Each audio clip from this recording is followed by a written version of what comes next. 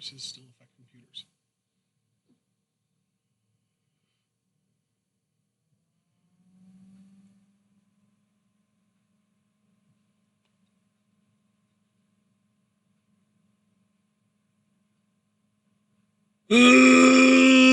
Ladies and gentlemen, welcome to the 10th edition of TWitWoW's Five Fave Fives. It is April 2020. It is the post-Wrestlemania 36 edition of Five Fave Fives. And unfortunately, we haven't really had all that much New Japan or Stardom content. I think we've had a grand total of 2 Stardom shows in the last 2 months, or at least month and a half. And I don't think we've had any New Japan shows in like 2 months. It's close to at this point. But we still have a month and a half to 2 months to go off of with those 2 promotions. And here's to hoping that by the end of August, we have another month and a half to 2 months from each of those promotions to go off of. How great would that be? I'm being optimistic, folks. But we do have our top 5 favorite wrestlers in the world of wrestling that basically this year, because our last 5 Fave Fives was January 1st or 2nd, but it was literally at the beginning of the year. And so we're basically, our grading period consists of the first 4 months, or the first 3 months and 11 days, at least, of 2020. So, John, how stoked are you for this, man? It's definitely a unique 5 Fave 5, brother, for all the reasons you listed, but I was putting my list together, I'm not going to lie to everybody, or you. It was a late put together for my list last night. But the names I came out with, this has got to be one of my most unique 5 Fave 5s of all time. Nice. I would say particularly for NXT Ooh. and Other. I liked how Other came out. Nice. So, yeah. And don't get me wrong, the other list, too, I'm sure that'll have some surprises to some people. But I feel like NXT is going to be like, wow, that's unique. And so, yeah, I'm just really excited to this day. You know, this is my favorite commentary that we do. I know your end of words is yours, but you said this has got to be like your second favorite commentary we do. Yeah. And I always explain that it's because, you know, it's just you and I being able to just chill, you know, let our hair down, talk about the best things going in the business today. Yeah, dude, from a personal enjoyment perspective, it's funny because my enjoyment is almost correlated with like less frequently, because like the thing that I enjoy most is the thing that we do the least frequently, which is the once a year thing, the year-end awards. And then the thing that I enjoy the next most is something that we only do, was 4, now it's going to be 5 this year, and then 6 next year times a year, and that's 5 Fave Fives. And then the thing that I enjoy doing the most with you, that is more of a regular like monthly thing, is previewing predictions to WWE pay-per-views. I love doing those with you. Those are fun to me. Oh, yeah. I think just anything where you're able to celebrate. Again, that's why I love this. The best things in the wrestling industry. And I do say industry because we cover so many promotions in 5 Fave Fives. And then on the WWE level, just dissecting storylines and having the imagination for possibility. That's always the good shit. That's always the really good shit. I'm happy to do that with you today. So Let's get into it, man. Let's go through our lists. Of course, we start with WWE. Do you want to start us off this quarter? If you would like me to, I can. Absolutely. So take us through your honorable mentions, man. Who you got? I have 12 honorable mentions for my WWE section. I actually, before we went live, I actually counted my honorable mentions in each section. I might actually have the same number as you. Hold on. Okay. We have a few minutes here. Yeah, I have the same number as you for honorable mentions. Holy shit. That is so cool. Okay. So I actually did intentionally try and list my honorable mentions in order so that the name that I say last would be number 6 if we went past the Fave 5. So it's like, I'm going to say this in reverse order. So like, if I have 12, so I'm starting at number 17 and working my way up to 6. You know what I mean? Yeah, that's clever, dude. That's clever. Because I normally just list names, but I like your thought process with it for sure. Basically, like, I went through the WWE's roster and I wrote down everybody that I felt was like a qualifier for my Fave 5, somebody that I feel like I like so much that I would consider them for a Fave 5. And then I just ranked them in order from 1 to whatever was last. And in this case, it happens to be 17, not that it matters. And then the top 5 people were on my Fave 5, and that was it, you know? So that's just how it worked out. Starting at number 17, basically, though, Kevin Owens, Naomi, John Morrison, Shinsuke Nakamura, the Usos, Liv Morgan, Angel Garza, Ruby Riott, Aleister Black, AJ Styles, Zelina Vega, and Andrade. We actually share a lot of honorable mentions, but 2 of your honorable mentions are in my fave 5. Now, I always forget. Now, do I go for my honorable mentions and then we just kind of go back and forth and then you do your 5? Okay, here are my honorable mentions. Because, again, I, too, had a lot. I was proud of myself. I normally keep my honorable mentions pretty bare. Honorable mentions here, Sasha Banks, the Usos, Roman Reigns. I've really enjoyed him this recent run. Daniel Bryan, Drew McIntyre, Seth Rollins, Asuka, Heavy Machinery, Bayley, Naomi, Andrade, and Aleister Black. Nice. So how many of my honorable mentions were in your fave 5? Well, the Usos, no, not Asuka. The Usos, Bayley, Naomi, Andrade. Or no, Bayley wasn't actually. Naomi, Andrade, and Aleister Black. So four acts that we shared between our honorable mentions. Very nice, very nice. All right, so and I will tell you, 1.5, 2.5 of your honorable mentions are 5 Fave Fives for me. Interesting. Okay, so who came in for you at number 5? It's Bayley! Except she's angry now because she feels like she's been betrayed by people because she just wanted to be a good role model, people. Yeah, it's your fault she's like this. Exactly. Yeah, I feel like Bayley has really stepped it up. I have been enjoying her heel work and her promos, surprisingly, much more than I ever thought was possible. Because I've never pegged Bayley as a good mic worker, but I feel like her mic work in this run, it hasn't been exceptional, but it has been really effective to me. And her matches are just so consistently great. Like, I think Naomi is a solid worker, but at this point I feel like she's more athlete than worker.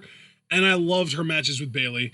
And even Lacey Evans had a solid match or 2 with Bayley, if I remember correctly. And like, her match, and this is going back a little bit further and it's outside of this grading period, but her match with Ember Moon at SummerSlam was one of the highlights of women's matches in 2020 or 2019 to me. Like, I've just absolutely loved this current heel Bayley run. So she comes in at number 5 for me on my fave 5. Well, she was on your fave 5 honorable mentions, so I won't talk about it. I do agree with everything you said. I think Bayley, I think this is the best she's been, particularly on the main roster. I've thoroughly enjoyed it, so I totally understand. Coming in at number 5 for me, I'm sure you'll appreciate this, the Great Liberator, Sami Zayn. Nice! Dude! I've loved, yeah. Zayn is number 3 on my fave 5. Oh, shit, then I'll keep my words economical then.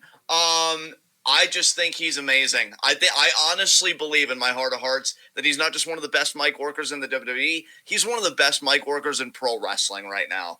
And that skill has not dulled. Seeing him back in the ring slowly but surely feels really nice. You guys know, I've said it over and over again.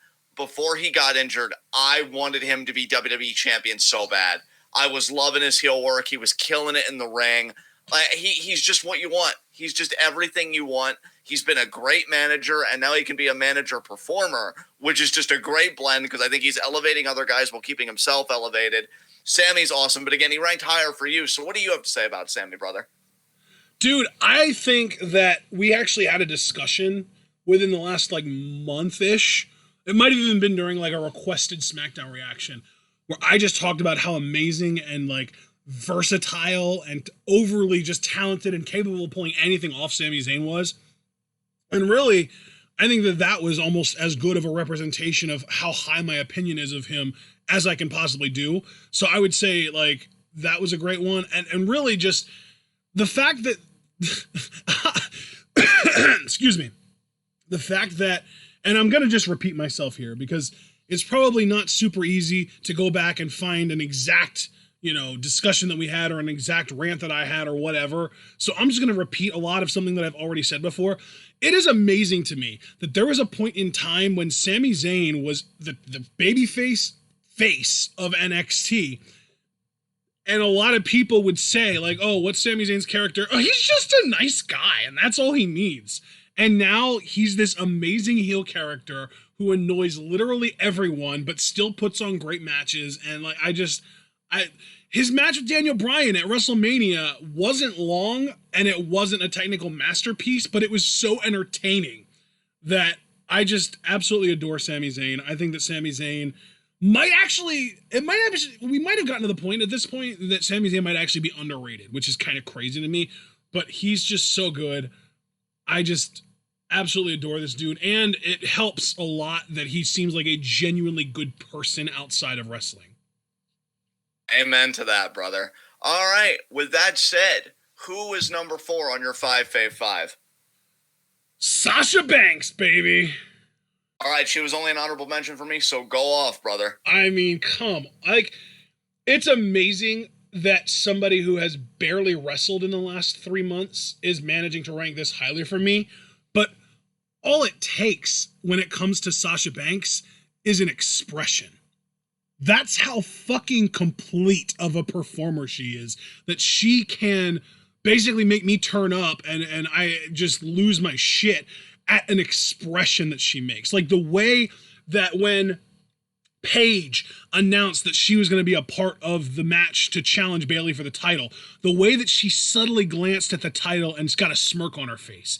And then like just yesterday on Smackdown, when Bayley offered her up as a sacrifice for Tamina, her reaction to Bayley, like Sasha's acting is next level. And then, oh, by the way, also she's the best in-ring performer among the main roster women in WWE, period.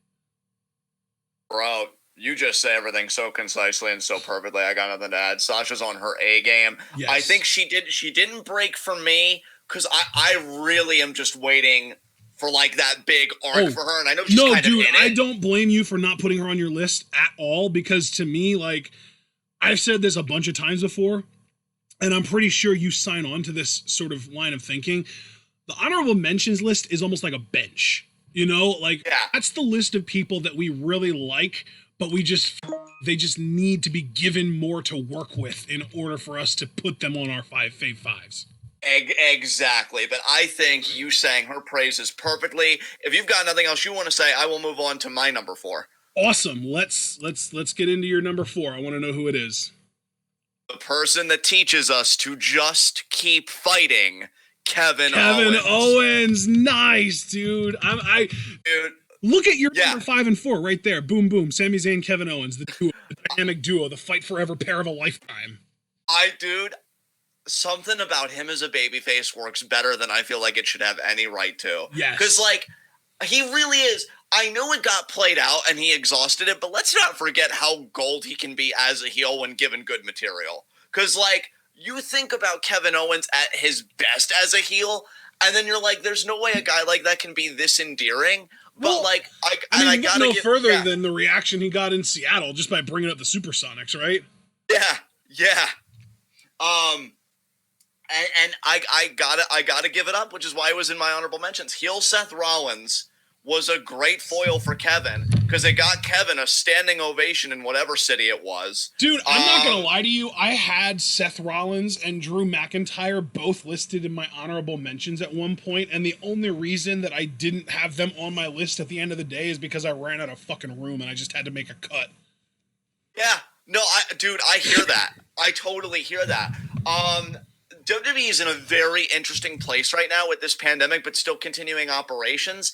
And I don't know, when you have a babyface Drew McIntyre, what you do with Kevin Owens unless you shake him up, maybe to another brand. But Braun's also the Universal Champion right now, and he's also a babyface for the moment. Now, if The Fiend were to regain the title, because we know those seeds were planted on last SmackDown, a Kevin Owens-Fiend feud could actually be fascinating, again, with this Kevin Owens that's all about just keep fighting. Don't quit. Don't be broken by anything. And The Fiend is all about finding your biggest insecurities, drawing them out, and using them against you. So that's not a feud I'm opposed to. But I only bring this up because I believe babyface Kevin Owens is so good. And after beating arguably the top heel on Raw and Seth Rollins, if Kevin Owens doesn't get back in the title picture, empty arenas or not, by the end of this year, something's gone wrong to me. I think he's still a great promo. He's great in the ring. I'm just glad to see him as a babyface again, because when they tried it the first time, I was so into everything about him. He just had this energy, like he fucking wanted it. He was hungry. He wanted to be champion again. And I still feel like he has that hunger. He still loves what he does. I've heard that he's more passionate about wrestling than Sammy is. Like, Sammy just cares about being a good humanitarian, you know, building fucking hospitals in other countries. Bless you, Sammy. But Kevin, you know, he's going for the brass ring, and I hope he gets another chance at it, because I think a babyface world title reign for Kevin in 2020 would definitely be something I'd be vibing with. So, yeah, he got my number 4 spot, and he may even climb higher next quarter depending on how they use him. He's that good. That is awesome, dude. Yeah, that's so cool. We already know that my number 3 is Sami Zayn, since we already kind of announced that. So who would number 3, brother? My number 3, and this is going to be a shock to some people, Kairi Sane. Dude, here's the interesting thing. Do you remember when we were talking about honorable mentions and I said that you had 2.5 people in your honorable mentions that I had in my Fave 5? Yeah. That's because the Kabuki Warriors as a team were my number 2. Oh, okay, then I'm just going to go a little bit because, you know, I adore Kairi, but then I will give you the floor to talk about your end of Kabuki Warriors. Yeah, here's what I want you to do. Yeah. I really want you to do. Express all the fandom that you see fit about Kairi herself, and then I'll kind of tie the bow on the team, okay? Sure, absolutely. I just want to explain that, like, why Kairi got bumped down. The other 2 people I just feel like have been doing work more or less, even though number 1 I do have a bit of a commentary to go on. I'm sure you guys know where this is going. But I do have something to say about that. We'll cross that bridge when we come to it. Yeah, you know where it's going. But I do have a bit to say about that. But keeping it on Kairi for the moment, she's in a really weird place, and this may be the last time, interestingly enough, that she makes a WWE Fave 5. Hopefully I can put her... Free yourself, Kairi! Exactly. She could hopefully next quarter be either in a Stardom Fave 5 or another Fave 5. We will see. But between the injury, not always working every show and managing, still being in a tag team, doing the job, like, I will always love Kairi, which is why she didn't get benched. I don't think Kairi would ever get benched, but this isn't the Kairi that we fell in love with in NXT. Yeah. If it was, she'd honestly really still be a contender for the number 1 spot. Dude, if she ever goes to Stardom, if she ever goes back to Stardom, it's fucking over, because Stardom is the one place that I know for a fact Kairi is capable of being even more adorable and charming than she was in NXT. Yeah, and I adore I've seen some Kairi promos from Stardom, and they are heartwarming. Yeah, it's good shit, bro. So yeah, I just want to say that, like, I adore Kairi. I know she has it in her. I would love for her to be in the Women's Money in the Bank match. She tweeted at Bayley the other day that she wants to wrestle her. And, like, I want Kairi to wrestle Bayley. Dude, I saw that too, and my mind immediately went to, oh, well, she's trying to check off some names off of her list before she leaves. Yeah. It's like, I want to wrestle Bayley. I better fucking get my Sasha matchup, because I really wanted Kairi and Sasha to mix it up. Man, so yeah, fuck doing that match under the WWE umbrella. Let Sasha get sick of Vince's shit, leave, and come to Stardom with Kairi. I was kind of hoping that would happen the first time, but you know, I know. It's so frustrating. Ashton's like, bro, you don't understand. That is like fucking mood with a capital M right there. But yeah, I just wanted to explain to everybody that might be shocked. I do love Kairi. Nothing's changed on that. I just feel like her booking, like, if I would have given her the number 1 spot, it just wouldn't have felt right. But I know she can take it back, and I'm just very curious what the future holds for her. But Ashton, Kabuki Warriors ranked, what did you say number they came in? 2? 2, yes. That's fucking high. Okay, so talk about the team, man. Well, yeah, man, because the thing is, to me, with Kabuki Warriors, they're just straight up entertaining. And really, I will admit, I also love Kairi, but this ranking is 75% Asuka for me. You know, like... Yeah.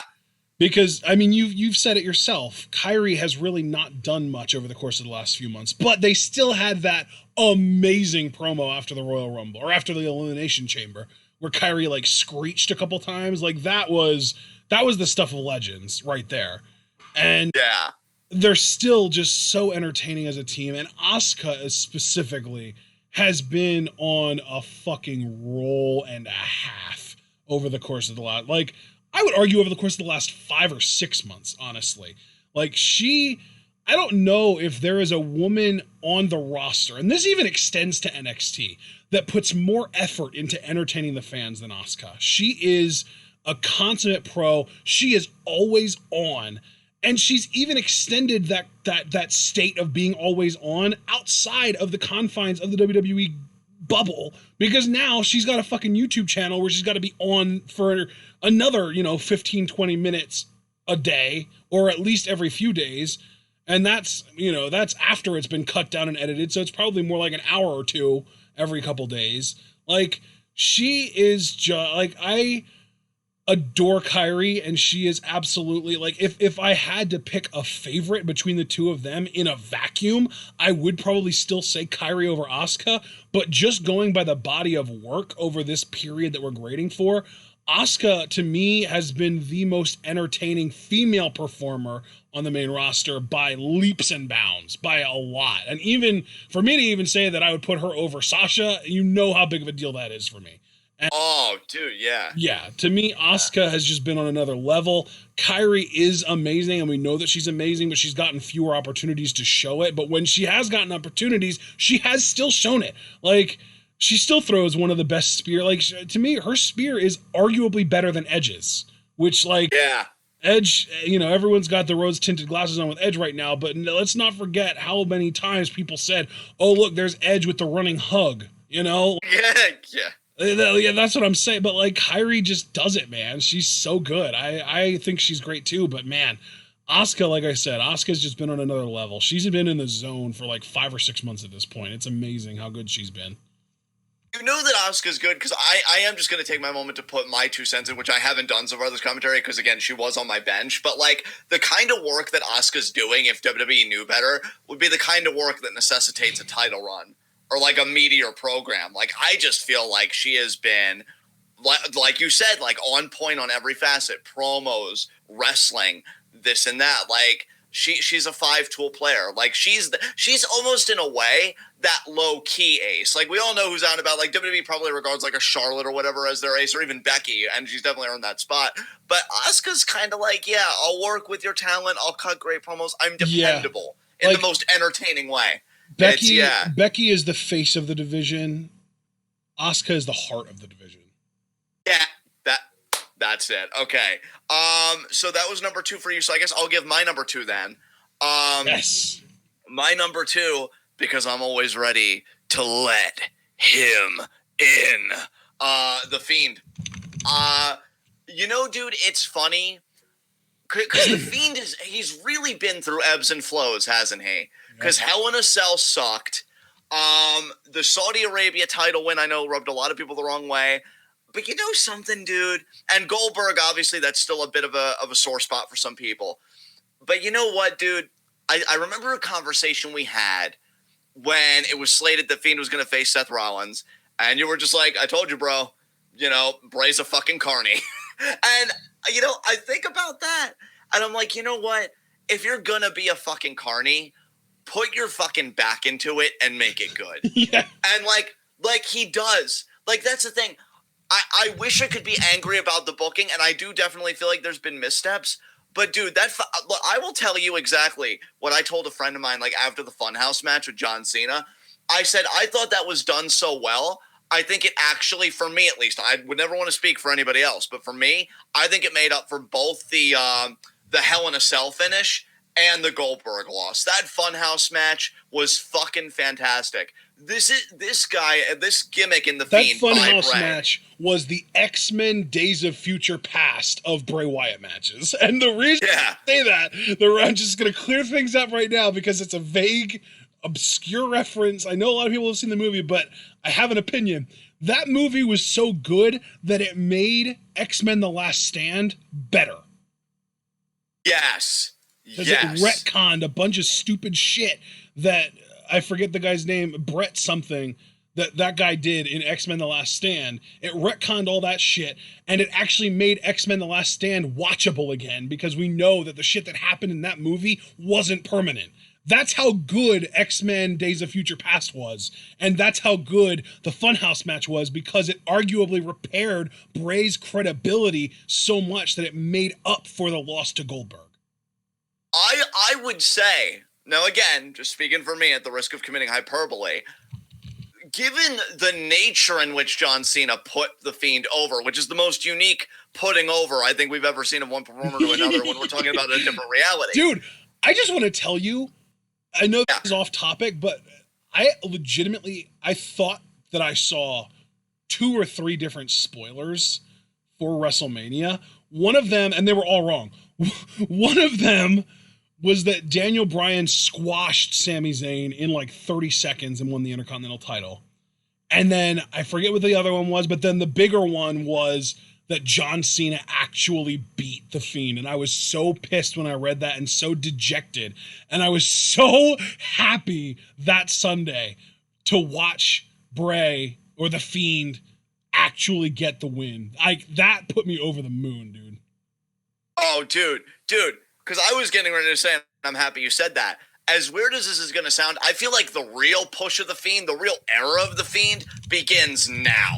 Because the way John Cena put him over, like, I know we talked about with Seth, how, like, The Fiend needs to win the title, but no, after pretty much absorbing John Cena in this reality, like, he needs to win the title now from Braun. I would say far more than when him and Seth had his altercations. But the thing is, The Fiend is so good that even if he doesn't, I'm not ready to throw the baby out with the bathwater, because they have somehow found a way to keep this shit interesting in a way, to me, that's quite distinct from just relying on Bray with his Swamp Cold gimmick of talking his way out of it. So I'm open to everything Fiend right now. Yeah. I've adored the gimmick since it came in, and I feel like I'm falling in love with it all over again. It's good. It's such good shit. So yeah, it came in at number 2. It had to rank high for me, and if it wasn't for one guy that I've had so many fucking miles with, he would be number 1. But and yeah, speaking of, who is your number 1, brother? Since we know your number 2. What I wanted to do, because everybody knows what our honorable mentions are and our numbers 5 through 4.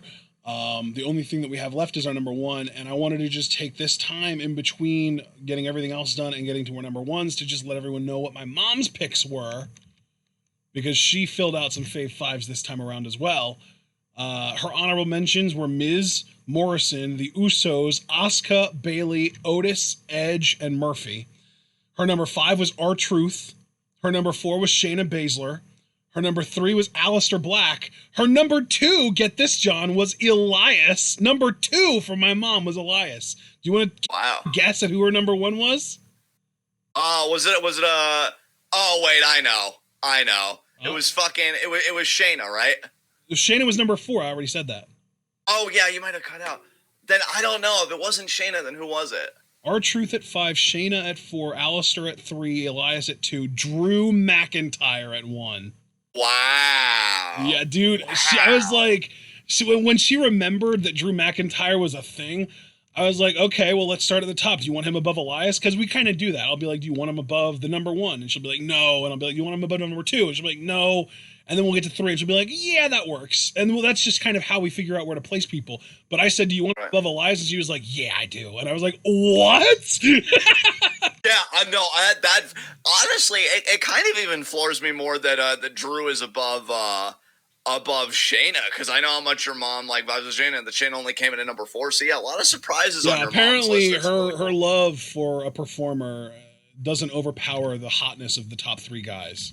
Well, there you fucking go. So now that we got your mom's Fave 5 for this category, now we get to my number 1, who everyone probably saw coming and was in your honorable mentions, Daniel Bryan. I mean, come on. Yeah. I mean, yeah.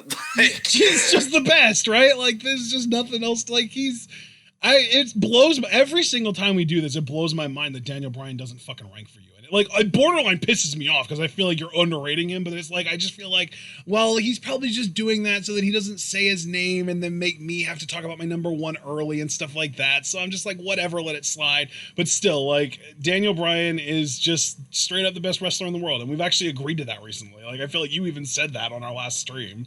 Yeah, I did. He is the most selfless performer of this generation. Like, period. This dude, name a more selfless performer ever. I can't even. So he this might is even be the most generation of selflessness. Like, he is. He choked on my own spit. Shit. he is the face of like this new wave of selfless performers. Like, that's not a thing that's ever been like back in the 80s and 90s, everyone was out for themselves. That was the era of Hogan and Warrior being like, that finish isn't going to work for me, brother. Like, that's not like, and even in the 90s and 2000s with Austin was always about protecting his own character before anything else. Daniel Bryan is like this face of this new generation of like, you know, you can beat me, it's fine. I know that I'm good enough to build myself back up and still be credible no matter what. He's just that damn good. Yeah, and like that is the healthiest sense of confidence I think I've ever seen in my life. Yeah, dude. Like that's the thing. Like, we've talked before because we did like a little quiz on Facebook where it was like, who do you want to just like have dinner with? And you were surprised that I didn't pick Daniel Bryan because like I don't think I would necessarily get along with him in person because like he comes off as very like prudish and borderline elitist to me. But at the same time, like we have so much evidence of him just not giving a shit about his own credibility. And like that alone gives him so much leeway in my eyes to like be a prude all you want. Just keep being an awesome wrestler, you know? Yeah, and it's like, I mean, not to be that guy, but when you're as good as at what you do as you are, as Daniel Bryan is, well, that elitism. Well, yeah, and like also like it's either that or like AJ Styles homophobic. Like, please give me the prudish elitist dude over that. Yeah. Oh my god, dude, absolutely. He's incredible. He's absolutely incredible. Yeah. And again, the most selfless performer, and I'm glad you laid that gauntlet down to me, because I could say the most selfless performer, at least we'll say, in Western wrestling history, because I would have to search the archives on Eastern. That's true, because we're ignorant to everywhere else mostly. But like Western wrestling, oh fuck yeah. It's not even fun. Like, Jesus Christ. And honestly, to be fair, we're also there's also an argument to be made of like the chicken or the egg, because like I was talking about like the 80s and 90s were so like, oh well, fuck you, I'm gonna get mine.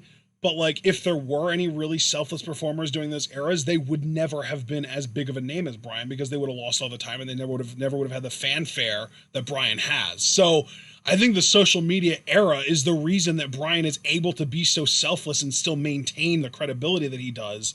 That might not necessarily have been a thing that could have been done in the 80s and 90s and even 2000s, in the early 2000s, because like Bryan's fanfare is eternal. That shit is not going to go away unless something comes out like dirt or like a skeleton in his closet that makes people turn on him. But like, as long as he keeps up at his pace, like he's just set for life. Like he's never going to go a day without people loving him. Yeah. Yeah. Beautifully said, man. You guys already know who my number one is. I'm just going to get right to it. Yes. John Morrison. Dude, I would have lost my shit if you would have been like, it's The Miz. Dude, right? So I got to go into this a little bit because I do like that he's heel.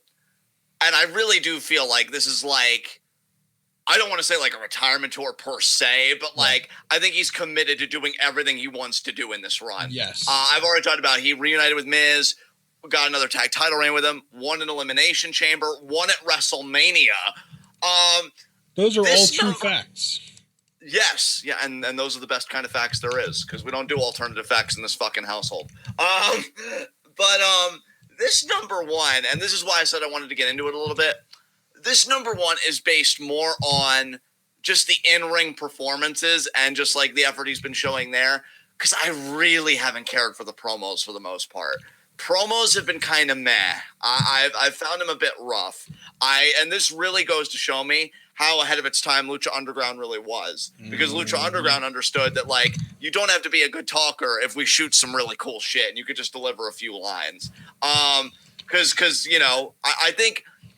I don't want to sound ignorant here, but I would like to think that there's a difference between acting per se and like promo delivery. And I feel like maybe Jomo's better in like an acting space when he's able to do cinematic stuff than he is. Because I enjoyed Boone the Bounty Hunter. I thought that was a genuinely good film. Yeah, it was genuinely entertaining, even if it wasn't necessarily a high quality film. Exactly. But the promo delivery, and he'll even tell you, Jomo needs to learn to cut promos, but, I mean, you're 40 now. I think we could just acknowledge it is a weakness in his game. But that's okay, when you're as amazing in the ring as he is at 40, and you look as good as he does at fucking 40, like, unbelievable to me. And his ladder match performance really sealed it, because I was torn between him and The Fiend, honestly, but I just really loved his work. I mean, dude, the idea that he did that corkscrew from the top rope to the middle rope, I'm like, how the fuck did he even pull that off? He almost killed Jimmy Uso and didn't even give a fuck. So, like, yeah, the in-ring, honestly, is what really secured this #1 spot. Because I'll never lie to you guys, and I want to show that I can be critical even of my favorites. The promos aren't good at all. I've actually found a lot of the material to be somewhat cringe. I'm only happy because it seems like he's having fun with it. But from an in-ring standpoint, the dude's just as good, if not better on some levels, than he was in his last WWE run, and I'm here for it. Like, I want him in that Money in the Bank ladder match. I'm kind of hoping that Miz loses that triple threat next week. Free them of the tag titles. You check that off your list. Let's get that world title, baby. Let's fucking do it. I'm ready for Jomo to take over the world. And yeah, I mean, he's ride or die for me. You guys know that. But so yeah, this is mainly derived from the in-ring work. I fucking love that ladder match, and I've just loved him since he's been back. So good shit.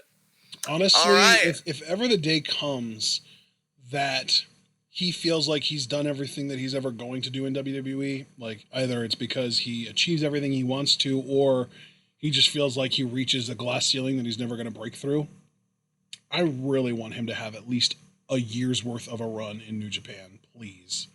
Yes, dude. Just go to New Japan, compete in a G1, get the matches with Okada and Sonata and Ishii out of the way.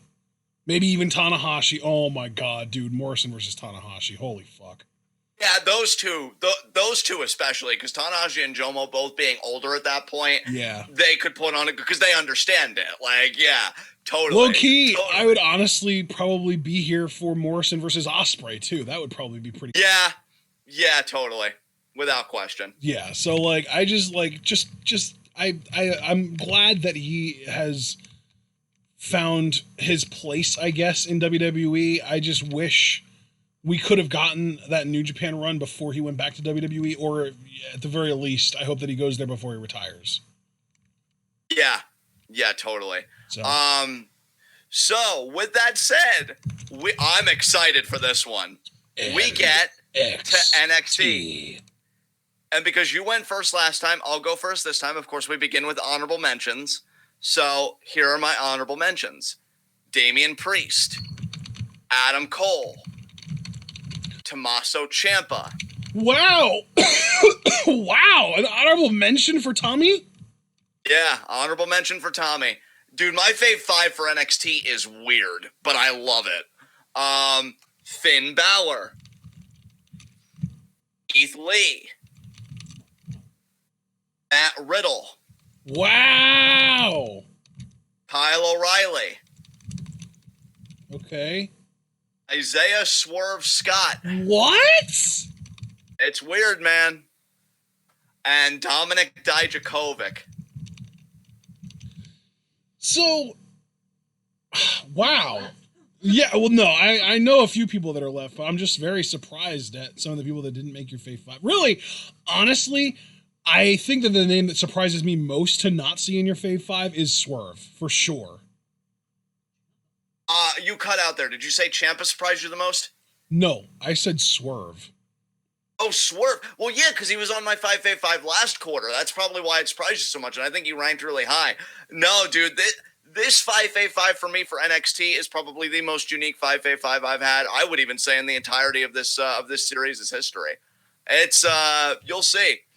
So who are in your honorable mentions? Well, I actually have a couple in common with you. 3 actually. 4 in common with you. Oh, nice. So I also had Keith Lee and Matt Riddle. But then I also had and Adam Cole. That's 5. So I had Keith Lee, Matt Riddle, Adam Cole, Roderick Strong. Oh, you know what?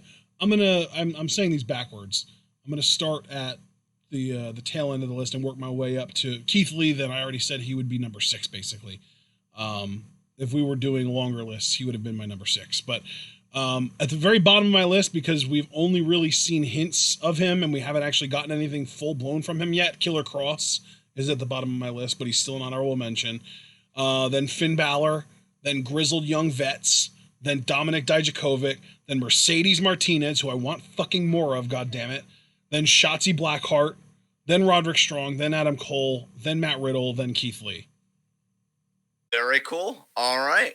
Then any surprises to you on my honorable mentions that you thought would be in my Fave 5? I am surprised that Adam Cole's on yours. Because I know how happy. Yeah. Did I surprise you at all by having Grizzled Young Vets listed in my honorable mentions?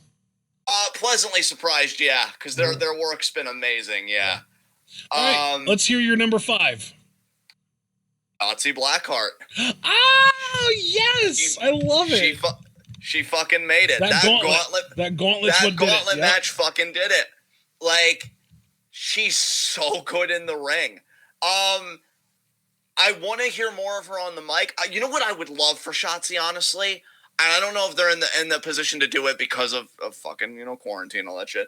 I would love if they did one of those inside looks that they've done for Bianca, for Roderick, and other performers. Yes. I think she would benefit immensely from an inside look at Shotzi Blackheart. Because I'm telling you, I'm going to repeat something that I said to you on the NXT Live reaction in that gauntlet match. I don't know if you remember this, but I did say that gauntlet match already made me imagine her in a takeover match. Yep. And, that's when I knew I'm really finally vibing with her. I finally get it. I enjoyed her eliminating Shayna from the one battle royal and her one match with Shayna, but this was her coming out party to me. I really enjoyed this matchup. I want to see more personality from her. But yeah, I'm already slotting her in my imagination in a future takeover matchup for the NXT Women's Championship. And I think she'll show out. I honestly I love her variation of cattle mutilation. Yes. The one way that you can counter cattle mutilation is by lifting your hips up to take the pressures off your shoulders. And in her version of it, that's impossible unless you can do a full fucking split. Yeah. Dude, I honestly believe if they play their cards right, she could probably be one of the most endearing baby faces in the division. And again, I think that would come with booking her strong in a feud, even if it was against fucking Charlotte, god damn it. Because I could picture her having the kind of a performance that Becky had against Sasha where she loses, but she gets a standing ovation. I see that in her.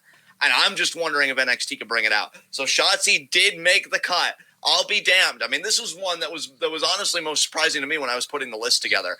But I'm curious who your number 5 is. Who came in at your number 5, brother? This is going to probably blow your mind because this is literally the first time that this person has ever been in a Fave 5 of mine, despite the fact that you've known that I have been a big fan of this person since the moment that it was declared that they were signing with NXT. Dakota Kai. Okay. I can understand her though just breaking the list because it's weird booking for her. But you take the reins, man. It is weird booking, but man, she's clicking to me. I want them to give her more credibility. That's always been the problem with Dakota, is that they just make no effort to have her look credible whatsoever. It almost seems like they're actively trying to make her look like a shit competitor. They're actively trying to make her seem incompetent. And that pisses me off because she is a damn good wrestler. She is a damn good performer. And she has shown with this heel turn that she is pretty fucking versatile too. She pulled off the cutesy girl next door, Bailey if she learned how to kick instead of hug when she was young kind of thing that everyone was talking about. And now look at her. She's pulling off the badass. There are more people than ever talking about, damn, Dakota Kai got sexy or whatever. But just this idea that it's she's playing this completely different character and pulling it off completely flawlessly. I love it. Absolutely, man. Absolutely. All right. We're going to have a little bit of a discussion about my number 3, but we'll cross the bridge when we come to it. As far as my number 4, it's finally happened, dude. It's finally fucking happened. Coming in at number 4 for me, Io Shirai. What? It's finally happened. No, you already know she's my number 1. And that's why I'm going to break my own rule here. because normally I like to keep it economical when I know they're higher for you, but I just have to say my piece about Io because she finally broke my top 5. Yeah. Why she did, when she came back and she faced Aaliyah and I got to see Io work, there was a totally different energy in the division with Io being back. And I've said before that everything she does in that ring looks so smooth and so good. Like, I know they used to call Bret Hart the excellence of execution on the male side. I know Randy Orton kind of has that moniker for a lot of people. Io, to me, kind of fits the bill to me. Because everything she does looks so good, and she never seems unsafe or hazardous, unlike other talents we could talk about that get pushed. When she won the ladder match, I'm like, this feels fucking right. Because I'm telling you, and we've been talking about it with other performers, but we'll probably be talking about later, if WWE knew how to handle Japanese talent, Io would be promoted and would be presented as one of the best in the world, which is what she is. Just last night, you and I watched an old matchup between her and Mayu. Yeah. And I'm so glad we did, because it's really a crime in the WWE system when they take an act that maybe, we're no longer doing tape trading these days, thank God. But maybe we watched them on the internet, or we got a subscription to this small-time indie fed and we saw them and we're like, man, WWE got them, it's going to be so good, until it wasn't. And then sometimes you have to go back and you have to see how good they are. Io in the ring, I feel like few compare to her. And I will say, for as much as I adore Kairi, I will give Io her props. She is better in the ring than Kairi. Yeah. And for me to give anybody anything over Kairi, I want you all to process that and then take it for what it is. Io deserves to beat Charlotte. I don't know if she will. I mean, cynicism says no. But the idea that she finally broke my list after how many fucking times have we done this? Yep. Like, it really tells you that Io gets to everybody eventually, and she's just that good. But she is your number one, so by all means, say your piece. It's actually kind of mind-blowing to me to see, like, I don't know, it's weird. It's like, she is, it's so hard to describe her. Because, like, she's almost like a living legend in a certain way.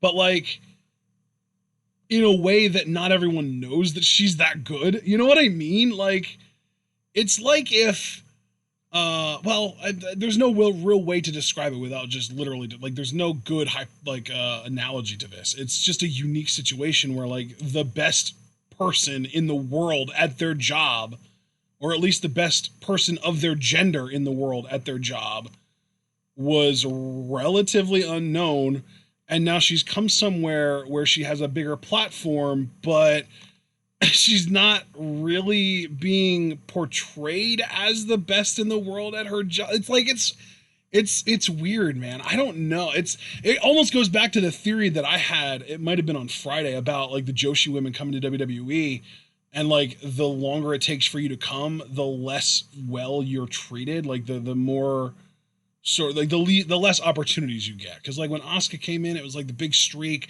big deal in NXT, and then came to the main roster, got to have a WrestleMania singles match with Charlotte and all that shit. Singles title, she's a former SmackDown Women's Champion, all that. Kairi was second, and she won the Mae Young Classic, and she got an NXT Women's title run, and now she's on the main roster, and she is a champion, or a former champion now, with the tag titles. And Io came last, and she came in second in her Mae Young Classic, and she has been given, I think, 2 or 3 opportunities at the NXT Women's title and failed every time. Like, it just seems like with each successive Joshi that comes into WWE, they put less of the machine behind them. And that's really frustrating, because Io was supposed to be coming in with Kairi, but there was a medical condition that prevented it. You know what I mean? Right, yeah. But, like, I just I don't know. Maybe it has to do with, like, Asuka. I mean, as I mentioned earlier, Asuka is just, like, this consummate performer, and she's just always fucking on, and, like, her charisma sort of transcends language. So maybe that's why she got the big push that she got. And then with Kairi, she really put in the work and learned the language and got really freaking good at English for a non-native speaker. And maybe that's why she did so well in NXT, because she actually got a lot of mic time in NXT too. And her work that she put into the English language really showed. Io, though, barely gets to talk. She still cuts a lot of promos in Japanese on like social media. And it's like, I don't know. I feel like she kind of has that Asuka factor where like her charisma sort of transcends language, but I also wonder if that's like a very small minority of us that feel that way, and then it's not an actual like true fact that, you know, because if it was true, then the transcendence would be transcendent. It wouldn't just be this small group of fans thinks that she's that good. It would be universal, you know, like everyone that sees her would be like, holy shit, like the way they are with Asuka. You know what I mean? Yeah. So yeah, like to me, I just, you know, I think Io is both underrated and somewhat overrated at the same time. I think that she's underrated in the sense that like even people that acknowledge how good she is still probably don't actually know how fucking good she is, and overrated in the sense that like there are people who think that she's like this super over hot act in WWE, and she's just kind of not, unfortunately, and it's mostly to do with circumstances outside of her own control, and it's frustrating. It is frustrating. Because she was your number one, who is your number four? Oh, fuck. Yeah, Io was your number four. Tommaso Ciampa was my number four, actually. Oh, nice. All right, let's talk about it. Yeah, man, I was so surprised when you said that Ciampa was only an honorable mention for you. When was the last time that Ciampa was active and not on your Fave Five? Like, that's crazy to me. Yeah, he's done some really good stuff, particularly with like the feud with Cole. But I don't know, just the people that I had on this list, I've just been kind of enjoying more, even if I don't see them as much as Ciampa because he's more of a mainstay, you know, quality over quantity. But right. Yeah, number four for you. So you're just really vibing with this face run, huh? Yeah, man, I'm telling you, I really dig it. I think, you know, the intensity, I think, wasn't it actually during this grading period that we got that really intense segment between him and Cole leading up to the takeover in February? I forget what it's called again. Was it Portland? Yeah, that's Portland. The one. Yep. Hello? Yeah. No, yeah, I don't know, because, dude, I'm gonna be honest, you've been cutting out a lot this stream, so I don't know, like, right. If, like, you're talking and stuff like that. So, no, yeah, it was TakeOver Portland, and, yeah, he had the match with Cole, and, yeah, it was a great match. That was when we got, though, that was when we got, like, the really intense contract signing segment where he ended up bleeding from the head. That was when we got what? See, you cut out again. Oh, shit. The really intense contract signing where he ended up... Yes, that was when we got it, yeah. That shit fucking sealed it for me, man. That was peak. That was Kino. Yeah, it was fucking sweet. Great shit. Yeah, I'm really happy you've been vibing with it. I'm more curious now that this stuff with Gargano is finished, what he's going to do next now.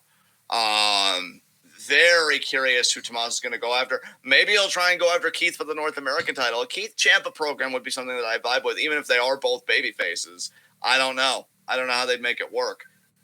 But I'm just very curious. Just trying this to see if it'll work, to see if it'll be better. Yeah, no, it's not working. Wow. Still busted. Yeah, this is going to be a rough night tonight.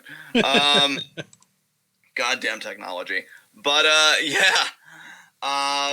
So anything else you want to say about Ciampa before I get to my number three? I'm just really enjoying his work, his intensity, his fire. I just love all of it. I think he's great. Go. Okay. Really, again, that was a bad cutout there. What did you hear? Really nothing. You just said really, really go. Like just that big pause. Wow. Yeah. Jesus fucking Christ. Yeah, it's rough. Wow. Okay, well, I really, really enjoy his intensity and his fire. Go. Okay. Yeah, so number three is going to be a bit of a debate because I heard you I shouldn't say heard you, but I saw you chatting about it with Mark in the chat. I do have Bianca at number three because she was primarily an NXT for this quarter. So I regard her as more NXT for this quarter than main roster since she just got here. So number 3 for me is Bianca for NXT, and then subsequent Five Fave Fives I will counter as main roster. That was just my rationale. Like like 90 to 95% of this quarter was in NXT. Yeah. So given that, I mean, what else is there to say? I enjoy her on the mic. I love her confidence. I love her in the ring. She just has this ability. I just feel like she has great matches with people, and at best, good matches. I don't know if Bianca's ever really had bad matches with people she works with that you would kind of feel like were the ring generals. Like, I still feel like her match with Rhea was a great match for Rhea, and it's kind of a shame that Rhea's reign ended the way that it did. And I can only hope now that Bianca's on the main roster that she'll get at least one women's championship run, because I would really, really fucking like that for her. And I just feel like she's been kind of underutilized in a way. And now it seems like they're going to put her with the Street Profits, which I would get excited about. But we've already seen that WWE has no passion for possibility with trios, because they should be doing a lot more than with the New Day than what they are. Like, the idea that you haven't had the New Day outside of Kofi Mania, which was brilliant, which should have established a new precedent. The idea that you're not saying, you know, maybe Big E wants to be Intercontinental Champion. Or maybe when Woods gets back, he wants to do something else. Maybe, like, you know, just as an example, just as a hypothetical, if we did King of the Ring every year, well, I want to be King of the Ring so I could be King of the Pancakes or some shit. Like, I would love if they did more with their trios. Again, mainly New Day here for right now. And that's what makes me worried about Bianca, because I fear that she's only going to wrestle occasionally and manage the Street Profits a lot, when this woman is a champion in her own right, like, has the capability to be.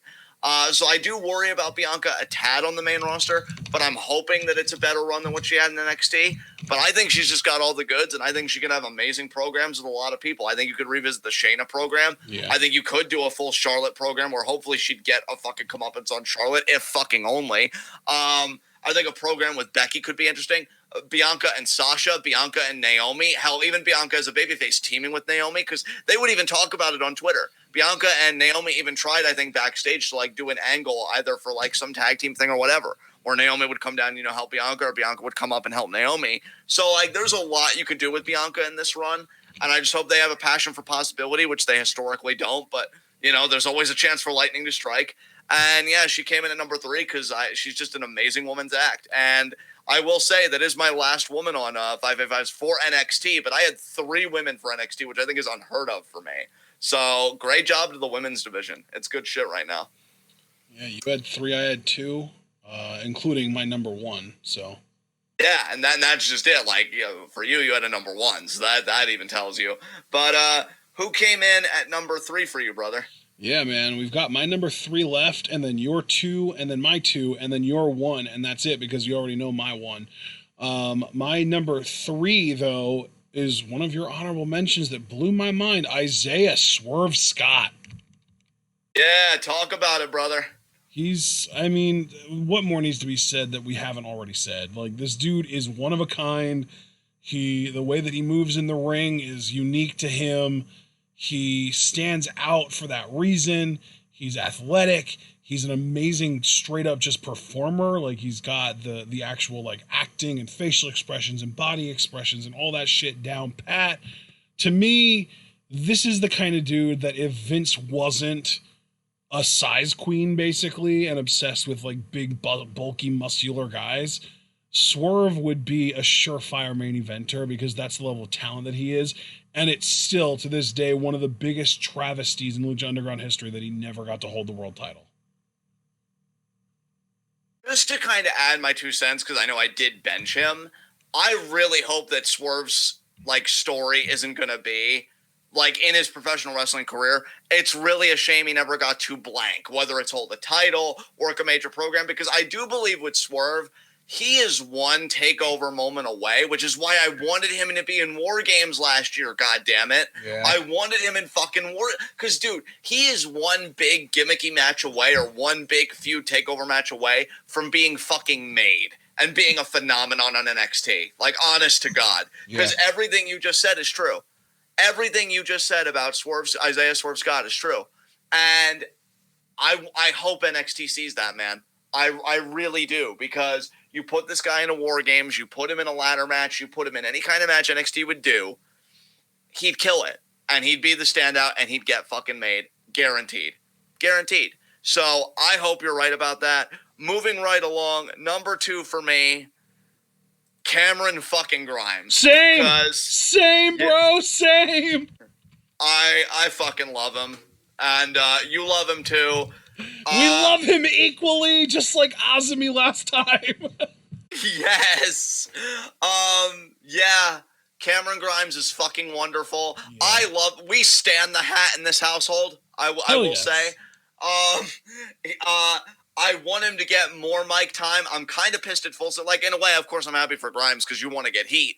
But I wanted to hear his promo, and Full Sail just would not let him talk. You talked about Zach Gibson not getting the kind of heat that he does in the UK and the US. Cameron Grimes might just be, like, if they gave him more talking time and more opportunities, he might actually get to Zach Gibson heat because it actually surprised me how they dogpiled him, bro. Yep. It was nuts. But it was legendary.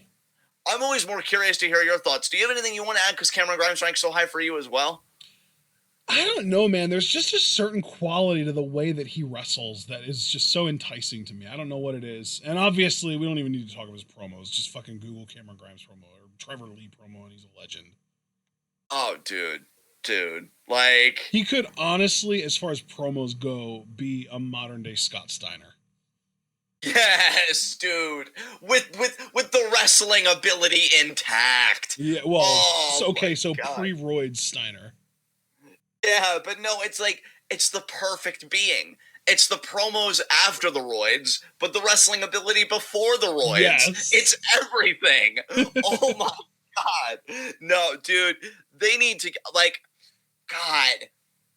I love that NXT has such a stacked roster, and I know this isn't going to make any sense, but I also hate that they have a stacked roster, because, like, I know to give somebody something, that necessarily means you have to take it away from somebody else. And I do really like Keith, and I like the spot that he's in now, but I want Cameron Grimes to have a North American title run, and I want him to be the weaseliest North American champion of all fucking time. Like, getting away... I still want Velveteen Dream to get the North American title back, personally. Yeah. No, it's really a shame because I think Cameron could just be like that just mouthy fucking heel that, like, gets by in these title defenses in ways, like, just thinking back to JBL's WWE title reign. I remember he once retained the title against Big Show in a barbed wire steel cage match by being chokeslammed through the ring, but that's technically an escape, and he went, like, that's how I see Cameron Grimes, but then he brags about it on Twitter, how he's this conqueror, and how he's unstoppable, and how, of course, he retains he's the greatest. That fat son of a bitch. Exactly. It's called cardio. Learn it sometime. And, yeah, like, I want this mouthy, weaselly, legitimately talented fucking champion. Maybe if you didn't weigh so damn much, the ring wouldn't have been so easy to break in the first place, fatso. I beat you and your own gravitational pull at the same time. Like, that's like that schoolyard bully type attitude is yes. And he never grew out of it, and why does he need to when he's so talented? Like, it's like the bully complex he never had to grow out of, because every time he got challenged on it, he just actually whipped their ass. It's the dream. Look, as a guy that loves when I go to my happy place with wrestling to just cheer on assholes, it's so nice to see a bully that actually beats up the weak. Like, yes. My next North American champion. I'm sorry, Keith. I love you. I mean, I also love that you're keeping my bench warm right now. But I'm just going to love when Cameron Grimes gets his hand on that title, because it's a question of when, not if. But since Io was already your number one, I will keep the ball, good sir. Yes. And I will say that my number one, Velveteen Dream. Wow. You surprised me with that one. Yeah, I missed the fuck out of him. I will say, the Roderick stuff was hit or miss, and I think that's mainly because I really didn't like the matches. But, dude, I gotta be honest, that steel cage segment with Adam Cole, I'm like, yeah, we're back, baby. We're fucking back. I loved it.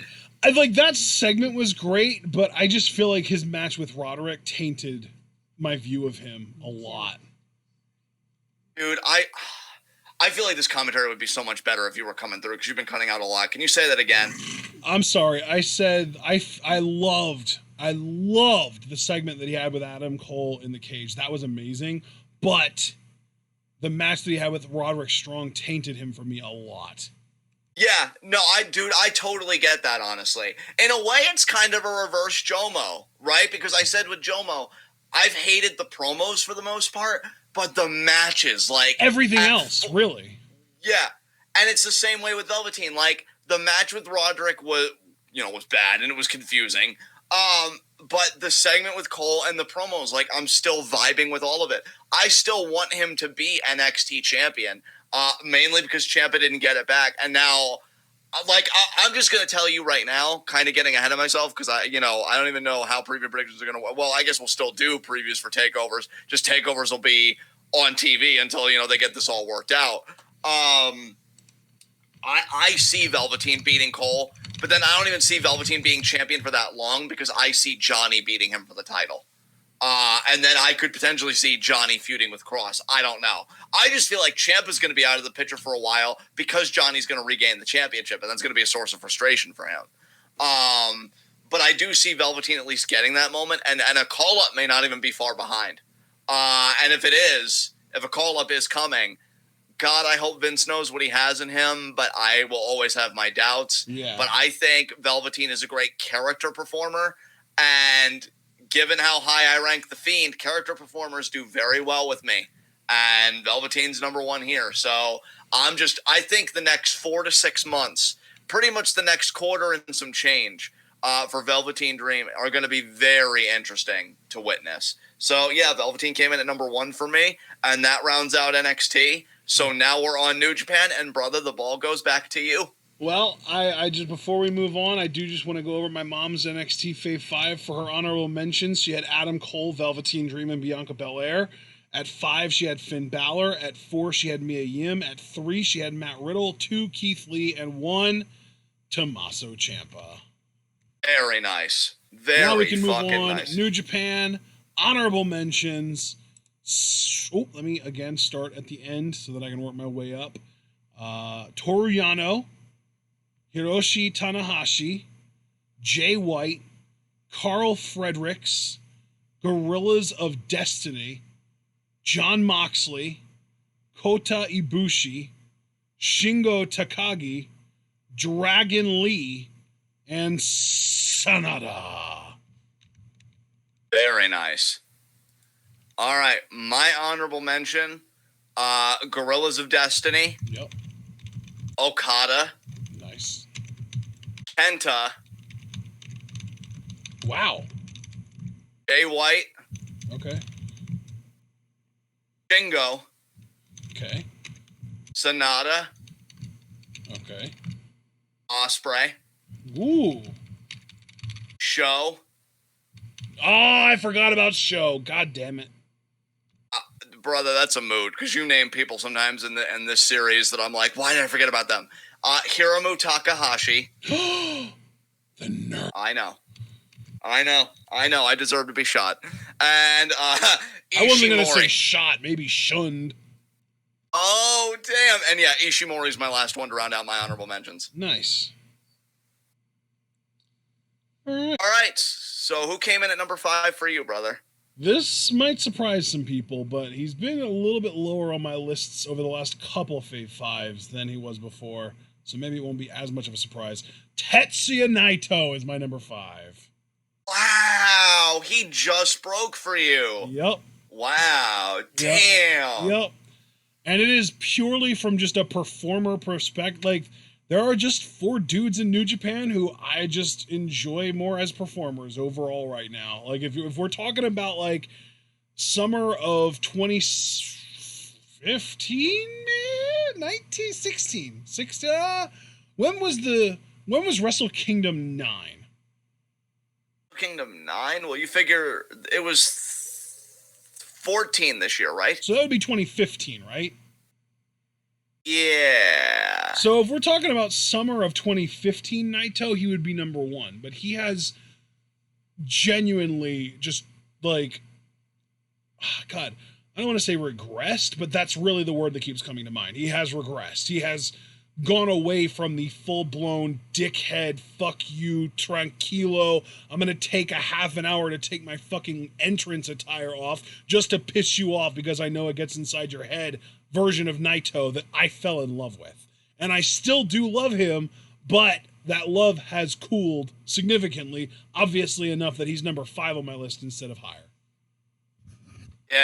Yeah, all right, fair enough. I mean, he's still amazing. He's still a great performer, and Naito 2 belts is a thing, baby. Naito belts. Yes. So I'm very curious what the next quarter will look like for Naito. Really, I just can't wait for New Japan to get up and running because I'm still heartbroken.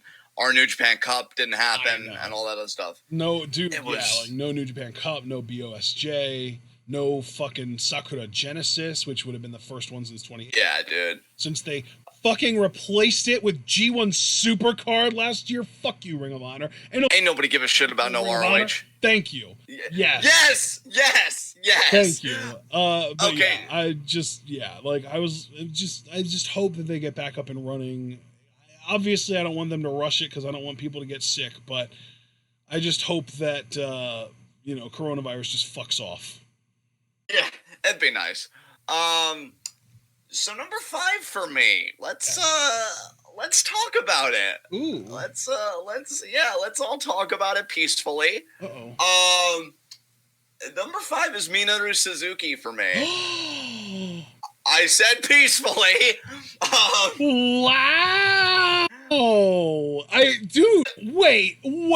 Wait. Just wait a minute. You mean to tell me Suzuki isn't even your highest ranking member of Suzuki-gun?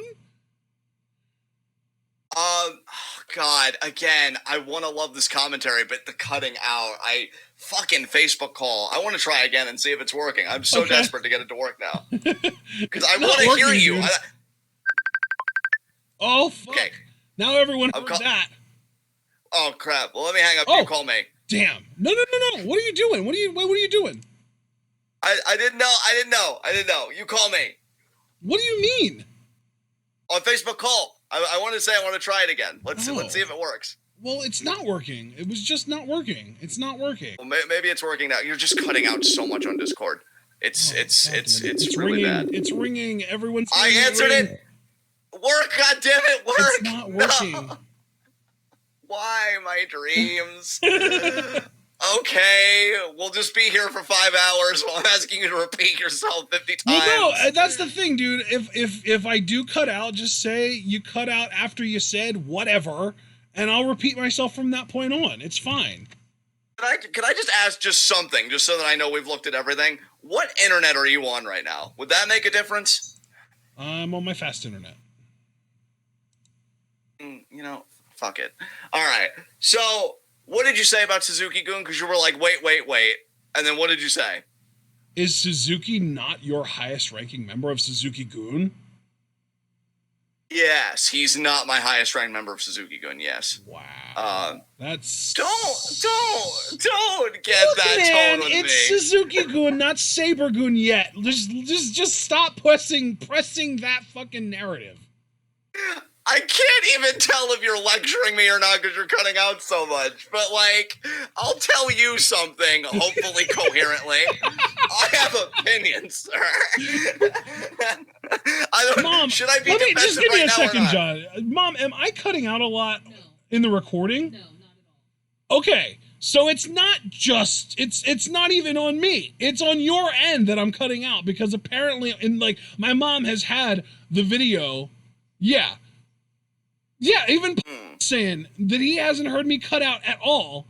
And my mom is saying no cutouts. So, this is on your end, brother. This isn't a me thing. That sucks even worse, because then you know what I'll do? But see, no, that won't work. I was going to say, I'll turn the volume on the live stream. This way I can hear you on the live stream as other people hear you. But because that's got a 30-second delay. Exactly. God, then we really would be here for 5 hours. This is hell. This is my personal hell. So I don't even know how to react to your face right now because I don't know if to be defensive or what. So I'm just but yeah, Suzuki's number 5. Suzuki's number 5. For Suzuki. Me, Suzuki's number 2 because I respect the man, the fucking appropriate amount. Yeah, look, I do respect Suzuki, okay? If I didn't respect Suzuki, he would be keeping a bench warm for me with that shockingly toned ass at like 51. But other people to me just had a slightly better quarter than he did. I still want him to be world champion. Everything I said when he ranked highly last quarter, how they don't make wrestlers like Suzuki anymore, how he's the real last outlaw of professional wrestling, because unlike some people, he doesn't need cinematic matches to still be over and to still look good when they know that they should retire. Yeah, I went there. I went there. So, no, all the respect in the world to Suzuki-sama. And I would never say this to his face because, breathing is a hobby of mine. I'm not going to lie. Casual. Yeah, definitely. And, if anything, given that we've kind of deduced my problem, I would love to sick Suzuki on TDS, my internet provider, because maybe then we could nationalize the internet and institute fiber optics across the country like we fucking should. Dude, I have an idea. I want to try something. Sure. I'm going to call you on Facebook from my phone. Okay. Because then you don't have to change anything. You can just keep doing what you're doing. But at least then that way you'll be able to hear what I'm saying when I say it. Yeah, it's working. Is it? Yeah. Okay. Then here is what I want you to do then. Mute me on Discord, but don't mute your own mic on Discord. So deafen yourself on Discord, but don't mute your mic. Okay. I think I've muted you. Yeah, I've muted you here. You here. Okay. And I'm gonna. And you can still hear me on Facebook Messenger, right? Well, no, dude. Deafen myself without also muting myself. Oh yeah, I was gonna say that's what I was. Yeah, I was gonna point that out. Okay, this should actually work because as long as you can hear me in this Facebook call, you'll be able to respond to everything, and everyone else is saying that they can hear me just fine, so we don't have to worry about me cutting out for the stream. It was just you that couldn't hear me. So as long as this Facebook call holds up and I don't cut out for you on this, we're good. I can hear you perfectly. Oh, thank God. Okay, yes. now you can hear what I was saying earlier, which was that you need to stop pushing the Sabergoon narrative. It's not happening, goddammit.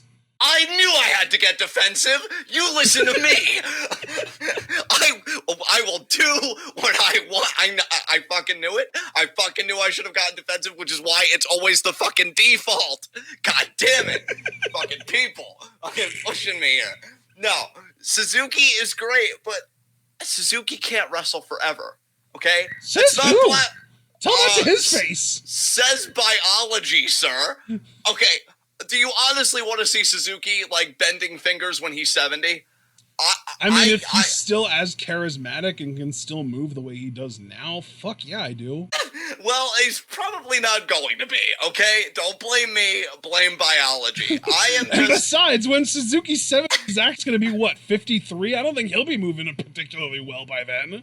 Well, okay, none of us know things, okay, is what this experience has taught me. None of us know things. Because keep in mind, like Brian, Zach is a vegan and he's lanky as fuck. So who knows? He may still be limber at 50. We don't fucking know. Vegans don't age, bro. Brian's convinced me of that fact. But Brian's not even 40 yet, though, is he? I don't think he is. Shouldn't he be 36, 37 right now? I don't know. Yeah, you know what, Javaris? I could flee the country in time. I was originally going to be threatening, but I can't. But yeah, no, Suzuki to me, he made the 5v5, and now I just want to do this again now that I can hear you. Thank merciful fuck. It just, compared to the other people on my list, his quarter wasn't as eventful. Right. But I'll tell you, dude, honestly, if we did the New Japan Cup and everything is scheduled... No, dude, his match with Moxley happened this quarter. And it was really good. Just, I feel like better things happened this quarter for, again, the people on my list. Except for maybe one. Okay. You can make an argument for one, maybe two, but this is just how I felt. And you know what? Okay. If Suzuki's going to bend my fingers, I'll just scream saber gun while he's doing it. It's happening, damn it. I'm allowed to have dreams. So now that I can hear you, yes. Who is number 5 on your list, mister? Number 5 on... We already did number 5 on my list. Number 5 was Naito, by the way. Number 4... Oh, that's right. Oh. Yeah. Is William Ospreay. Okay. Yes. Dude, his fucking match with Hiromu at Wrestle Kingdom was a classic. And... I don't know, man. I'm just really excited about Buff Will. I'm so excited to come back. He's legitimately, I actually saw he even tweeted about, he now weighs more than Seth Rollins. Wow. Dude, he should pay Seth a visit and beat that ass. I know. My mom just said, I'd pay to see that. Yeah. I'm sure there are a lot of people that would love to see Ospreay versus Rollins. That's probably a lot of people's dream match. But yeah. Buff Will has me all kinds of stoked. He looks fucking amazing. He looks like he's like aiming for a Pac body. Like the body of Pac, like the Pac the wrestler in AEW. It looks like it's the direction that he wants to go towards. And like he actually posted videos. I don't know if it was today or yesterday because my sleep schedule is beyond fucked, but he posted videos of himself in his backyard doing flips, and he can still do flips even at 220 pounds. Like, the dude is a madman, and I'm so fucking excited for him in the G1 this year, if we get a G1 this year. Dude, I'm sorry, because everything you said is 100% on point. I don't want to, like, just disregard that. Oh, God. But, dude, you scared me. I thought you were going to be like, I'm sorry, but you cut out really bad there. No, you've been great, and now I've really been vibing with this commentary finally, since, like, you're not cutting out excessively, because you were good to start on Discord, and then it just all went to shit. Yeah. But I've been thinking about him confronting Seth, and I just want him to say the line, "What's a CrossFit Jesus to an aerial assassin?" And then just beat the fuck out of him. God. Like... You know, dude, he had it coming. Dude, but that's the thing, though, is, like, we've actually gotten to the point that Will Ospreay is even more of a badass than Seth, because, like, Seth's moveset comes off as more finesse than Will. Like, Ospreay has the fucking hidden blade. There is nothing in Seth Rollins' life that is as metal as the hidden blade. Yeah, dude.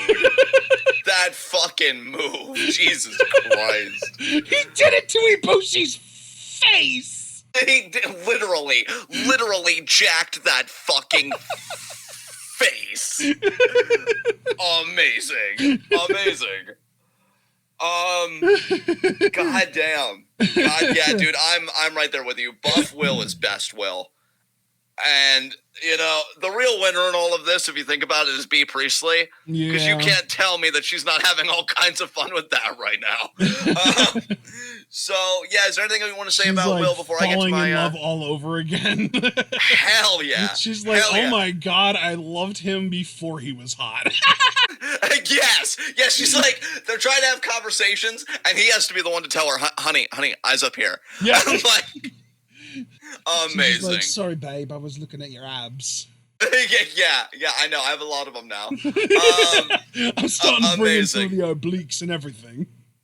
Just incredible. Just fucking incredible. So, do you have anything else you want to say about Will before I get to my number 4? How many years until we get Ospreay versus Okada in the main event of a Wrestle Kingdom? 2 to 3. Yeah, I was literally going to say no more than 3. Yeah, 2 to 3 years tops. Jesus fucking Christ, it's happening. Dude, and can I just say, on a side note, because I know I benched Will, but I do just want to say, big ups to the dude for really committing to Japan. Like, to this level. Yep. Like, this tells me, dude, that he's not just content being a good star or even a really good star in New Japan. I think he wants to be a fucking ace, dude. Like, I think he wants that spot where, like, he's a top fucking guy. I mean, like, I think he wants to take what Bea calls herself and actually live up to that moniker. Exactly. Yeah. Like, he's coming for Jay White's spot, honestly. Dude, hell yeah. And the thing is, he's a babyface, so it makes more sense for a babyface to be a top guy Jin than a heel. Yeah. If he's not main eventing Wrestle Kingdom, I said Wrestle Okada in 2 to 3. If that isn't in a Wrestle Kingdom main event, he needs to be in a Wrestle Kingdom main event in the next 3 to 5 at least. And I'd emphasize 3, honestly. Yeah, he's checking every box right now. But are you cool with me giving number 4? Dude, please tell us who your number 4 is. Finally broke a list here too, because I feel like they were always an honorable mention, or at least not like that high. Number 4, Kota Ibushi. Yes, dude, he was an honorable mention for me for the first time probably ever in this list. Yeah, Ibushi's performance against Okada was just the star-making thing that we needed to really notice him. Bro, to be honest, like, I know it's kind of lame sauce in the sense that I know we're supposed to look at a whole quarter, but that match, dude, was so fucking good. Like, that alone did it for me. Yep. I am an Ibushi fan. I'm invested in him winning the title. I heard that him and Tanahashi, I think before the outbreak, the pandemic, became IWGP Heavyweight Tag Champions. I don't know if they still are. I like how you what's going on with said that. pandemic at the same time that I coughed. Oh God, dark thought.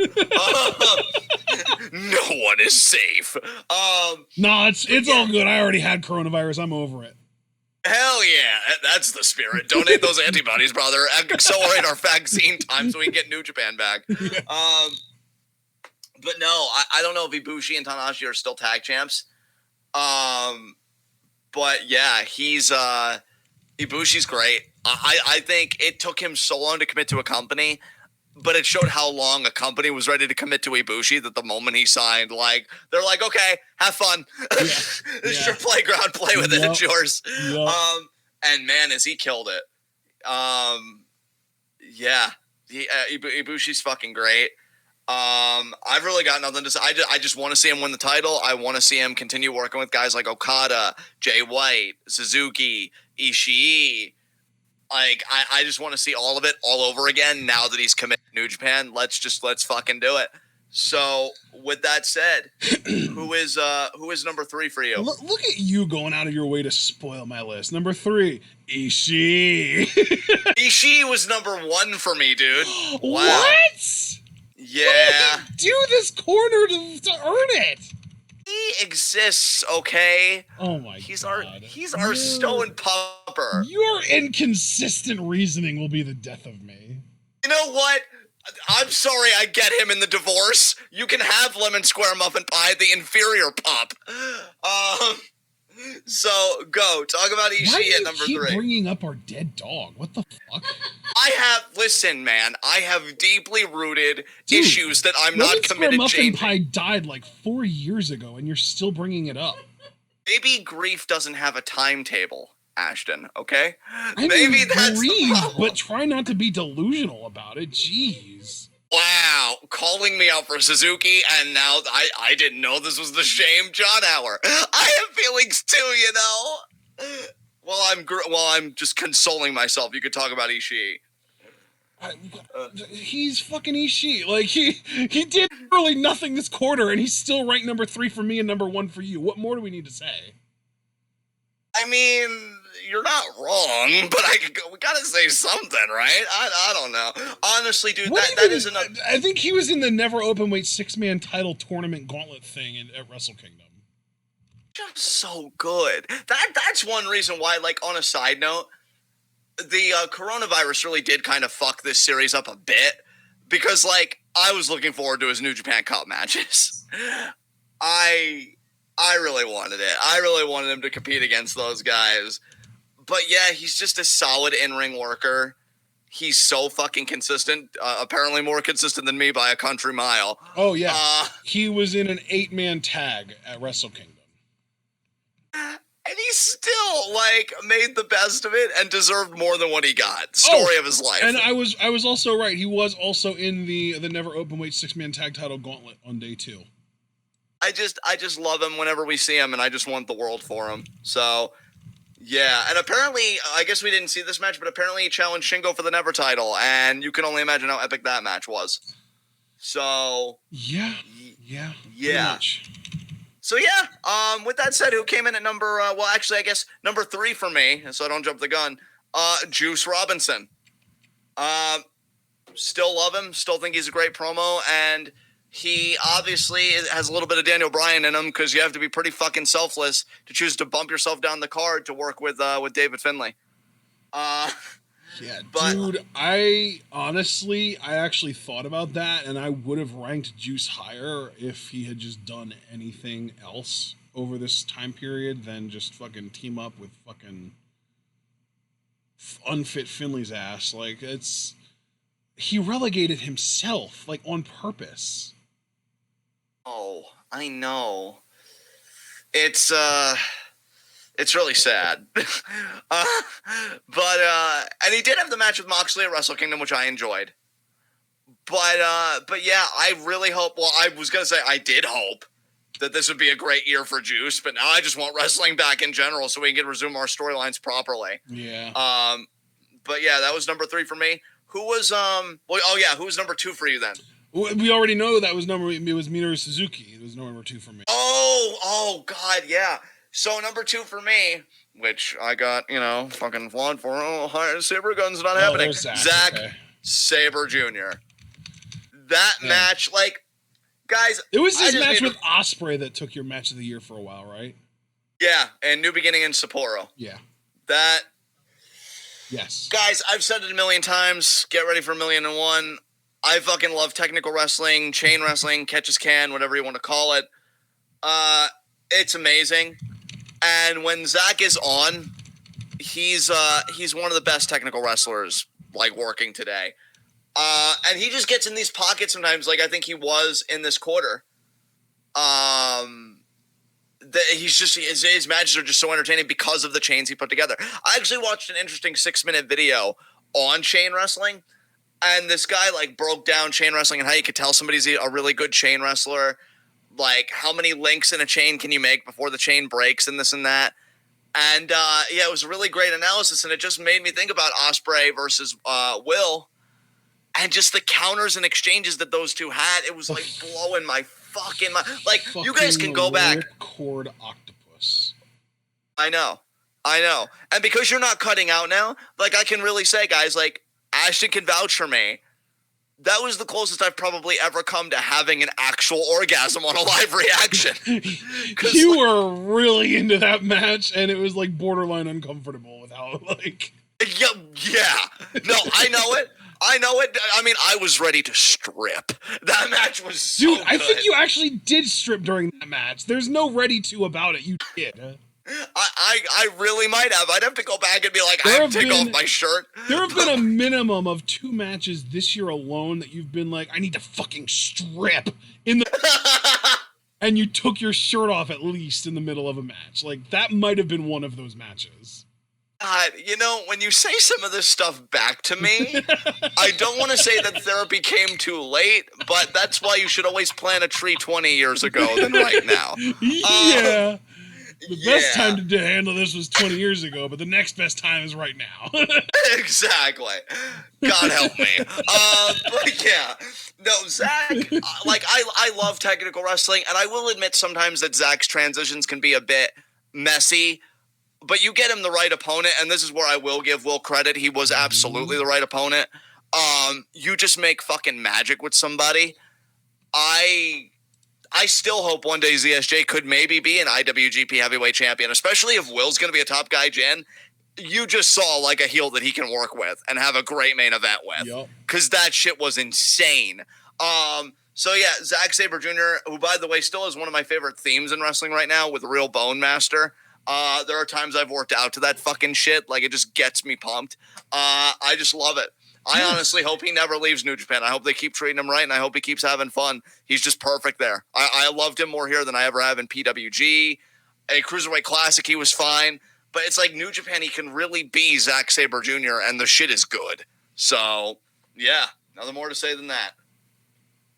Awesome. All right. My number 1 is Hiromu Takahashi. Fucking knew it. Have at it. 2 match of the year candidates already through 3 months. Yes. Honestly, I didn't ever think I would be able to say this, but his match with Will isn't even his best match of the year. That fucking match with Dragon Lee that he had at New Beginning. Holy shit. Yeah, dude. What was it, like a 9-minute chop exchange to start the match? Like, straight up homage to Kobashi Sasaki, and then that fucking insane tope that Dragon Lee did. Honestly, I'm almost angry at myself that I haven't gone back and watched that match. That might be a match that I actually have to go back and rewatch, because that's like, I just think about that match and I come close to getting goosebumps. That's how much I fucking love that match. Like, Hiromu being back, and I even like his promos. Like, the dude doesn't speak English. He cuts promos in Japanese, but even just the subtitles, I get like how good of a promo he is just through that. Between just the subtitles for context and his actual promo like delivery, it's just like, this dude is an amazing promo. And like, even just the content, like after his match with Will, he went back and forth for like a minute and a half between wrestling is so fun, but it's so dangerous. He was just back and forth, but it's so fun, but it's so dangerous. And he kept going back and forth for like a minute and a half. It was amazing. It was hilarious. I fucking love this man. He's one of my favorite performers in the entire world. I missed the fuck out of him for the year and a half that he was gone for, and I'm so glad we have him back. And not only do we have him back, but he is the junior heavyweight champion of New Japan, of IWGP, whatever you want to call it. He is the man of the junior heavyweight division, and there is no Kushida holding him back, and that excites me so much for when New Japan gets back up and running again. Hell yeah. I think that was perfect, dude. We're just going to move right along to Stardom. Stardom! So I will go first. Actually, no, you go first this time, don't you, with honorable mentions, or is it me? I think you go first this time.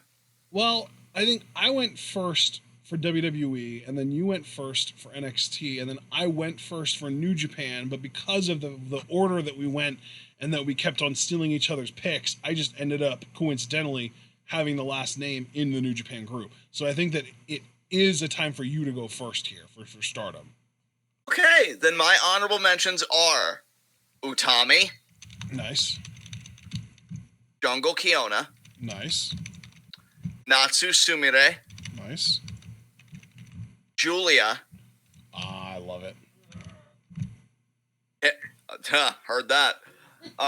Tam Nakano. She loves Julia. She fucking. We know you love Julia. Skide. I am never gonna stop trolling your mom about that. It's not even trolling. She's just in denial. Julia is legitimately like one of her like 4 favorite performers in Stardom because she hates her so much, and she just doesn't know it yet. And Mayu Iwatani. Iwatani Mayu. Yeah, I also have Mayu in my honorable mentions. But I'm gonna go again in order from I think I have 10 here, so from 15 to 6. At 15, surprising fall, Jamie Hayter. Ooh.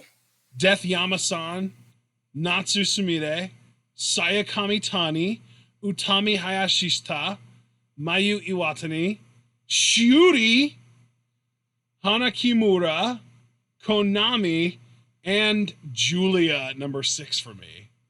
Wow. Yep. Okay. My mom just called us whipped. How are we whipped? What? She's a great performer. Listen to you, Miss Elias over here. Yeah, you want to talk about us being whipped? Way to get worked, Mark. Oh, actually, speaking of my mom, I never went over her New Japan Fave 5, which exclusively is comprised of guys she thinks is hot, for the most part. Okay, not exclusively, just mostly. Okay, Juice Robinson at 5, she thinks he's hot. Jay White at 4, she thinks he's hot. Will Ospreay at 3, she thinks he's hot now that he's bulked up. Tetsuya Naito at 2 is the one guy on this list that she doesn't think is hot. And then Tama Tonga at 1, she only likes because he's hot. You really do think Tama Tonga's hot. I can vouch for this.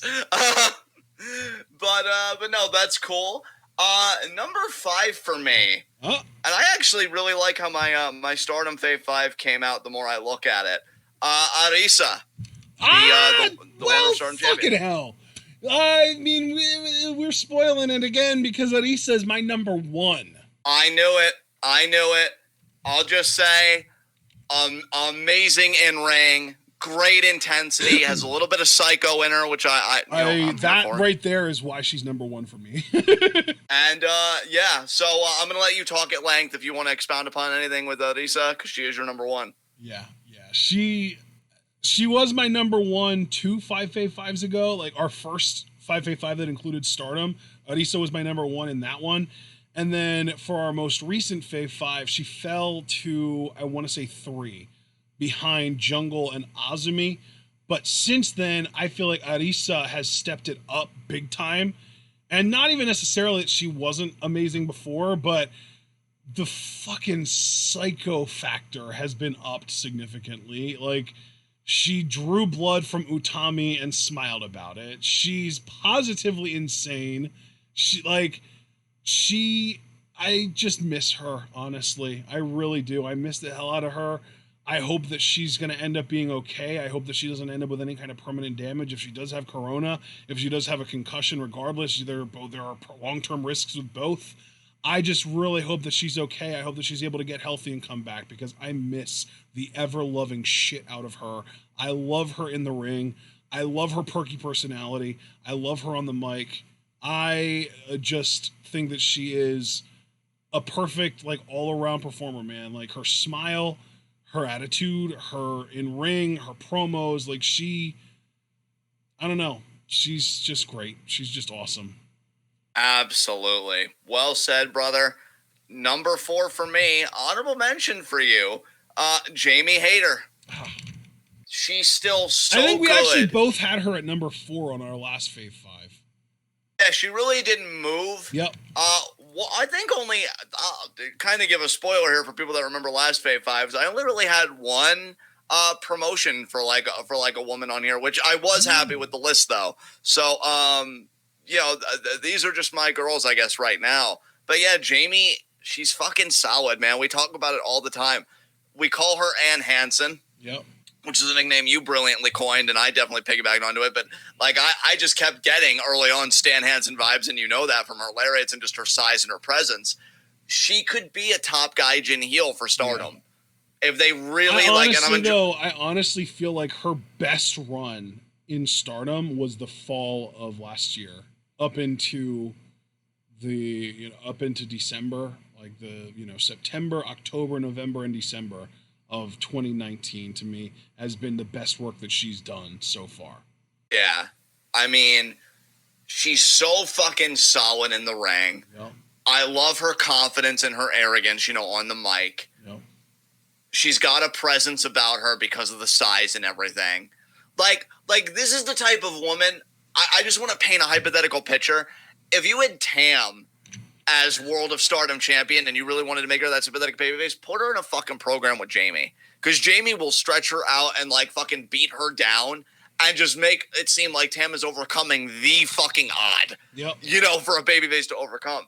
I just see so much money in Jamie Hayter and so much potential for her in furthering Stardom as a Joshi promotion. Yeah. And I'm just waiting for Stardom to really tap into that. Because the Goddess's run she's doing with B is fine. I'm not against it. It's not like I'm not going to be like, it's holding her back, man. But no, dude, I honestly do, though. I do feel like she kind of is playing second fiddle to B in the tag team. And the fact that she's playing second fiddle to B, but then it also feels like that tag team is playing second fiddle to the more core unit of Natsu, Saki, and Natsuko of Oedo Tai. It really does feel like Jamie has fallen to the wayside for me. That's why I didn't rank her as highly this time around. And bro, I totally get that, man. I totally get that. Not that she's dwindled in talent or performance whatsoever. Like, to me, you build a division around her. Like, to me, the fact that AEW hasn't just thrown the farm at her and been like, you're our highest paid woman now, but it's not a sunk cost because you're going to be our number one woman now. You're going to win the title from Nyla Rose. You might even squash her. I don't know. We haven't decided that yet. And you're going to hold it for over a year. And we're going to have you beat everyone. And whoever does finally beat you is going to get fucking made by it. That is what yes, fucking yes to the letter, dude.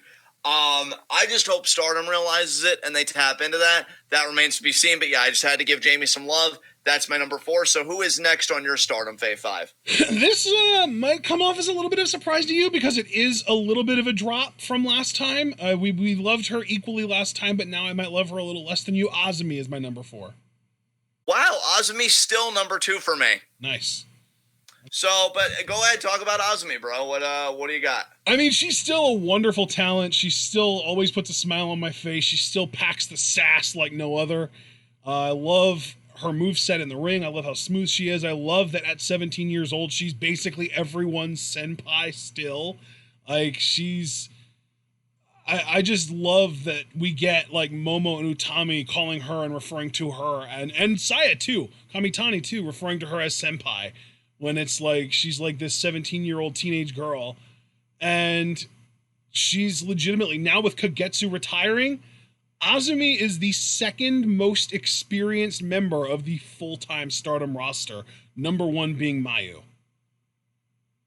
Yeah, damn. Dude, Azumi's number 2 for me. I've said it once, I'll say it again. This girl has all the fucking talent. Like, all the talent, all the ability. And do you want to know what excites me the most about her? Because it's rare that you get to do this. We're really getting to see her story from almost the beginning to, like, every great thing she's probably going to do in her career, which excites the fuck out of me. Yeah. Like, the idea that we're following her now at 17 to when she may win the World of Stardom title for the first time at, like, 2021, somewhere around there, is exciting as fuck to me. Yeah. Like, I love Julia. Skide. But I also love that we get to partake in this story. And she's so talented for her age. Like, dude, man or woman, Azumi is more talented at her age than most seasoned veterans are, like, in their late 20s and, like, early to mid-30s. Like, it's just insane to me how fucking good she is. And I hope that with age, she will only get even better, because if she does, and I think I thought this once before, but it bears repeating, I genuinely believe, and especially when we get back on track, because people are going to be hungering to do a lot of stuff, and maybe that'll actually bring some new eyes to Stardom. You never know. I hope one day that Azumi gains the reputation that Io did. And I think she has the potential to. I think she's so talented. She's Io's, like, ultimate protege. She's like a mini-me of Io. Yeah, I think I even said, I don't know if I tweeted it or I just thought it to myself. I don't know if I ever expressed this to you. But I said anywhere from the next 4, and I'll even be on a bit on the later side and say 6.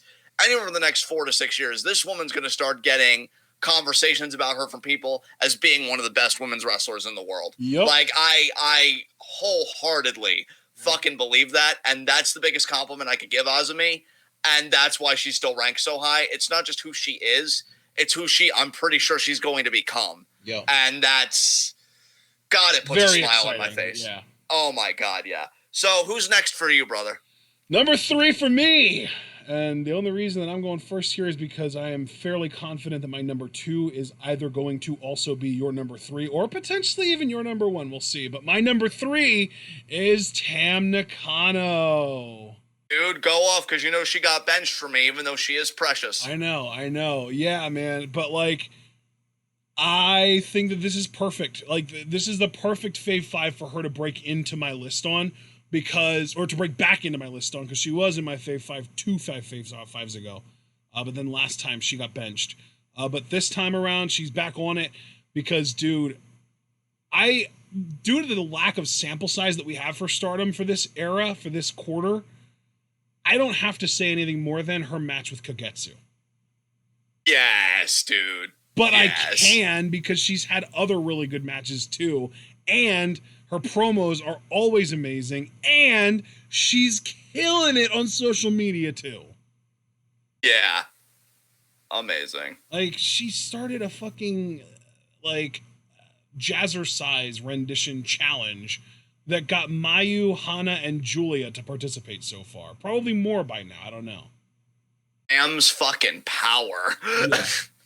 Her with her adorable little edible. Like, I don't know. I mean, obviously she's adorable. I shouldn't keep talking about that, but she's just a fucking great wrestler. Like, she's a 5-tool player, man. She's got some athleticism. She throws a hell of a Busaiku knee. She's got the striking game down pat. Her suplexes are absolute. Like, she honestly invented, and I say invented because I've literally never seen it before, one of the most innovative suplexes I have ever seen, to the point that I barely even knew what to call it. It's a half chicken wing, hammerlock, German suplex.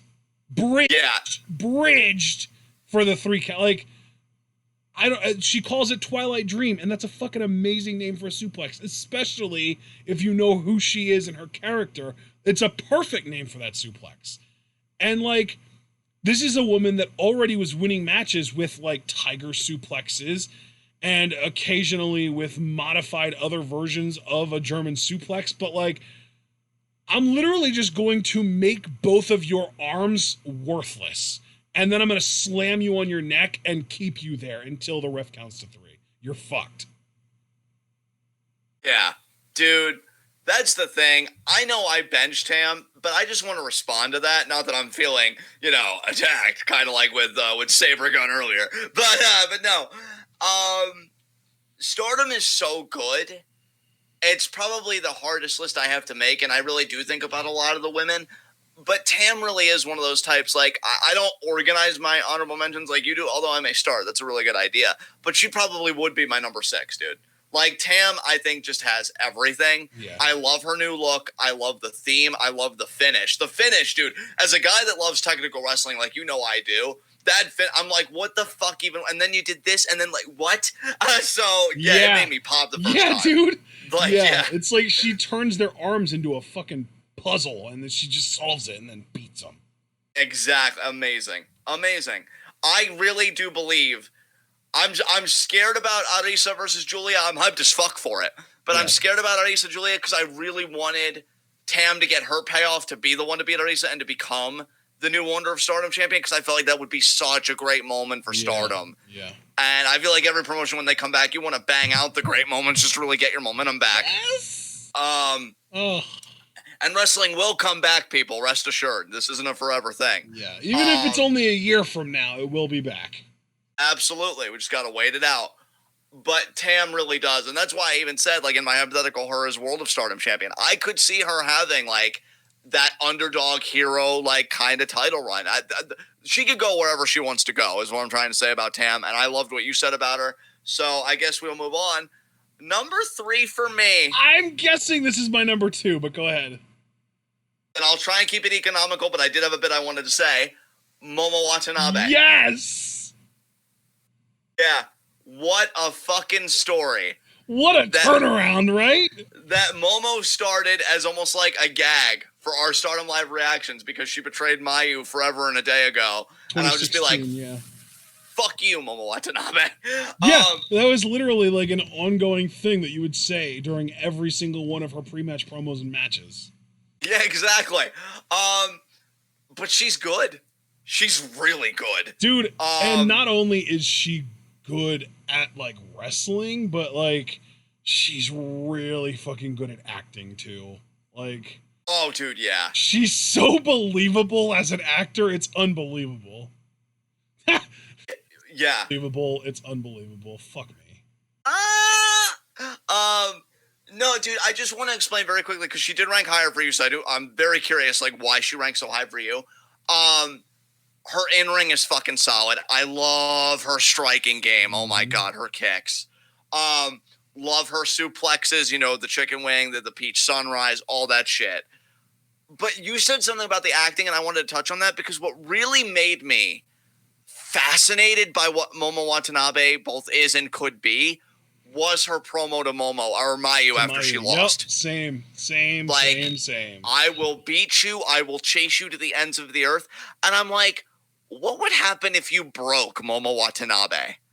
And, like, you had to build her all over again. Dude, that's another reason why I'm not saying Stardom would have done it, But like, I guess this is almost like therapy for us and a kind of catharsis, because now I'm realizing just how pissed I am at the coronavirus. Because I've been trying to make the best of this quarantine, right? You know, catching up on reading, and like, it's actually been a lot of fun. But when I think about the wrestling side, we were supposed to get a fucking draft, and Momo was supposed to go to fucking Stars, and she was supposed to want to kill herself.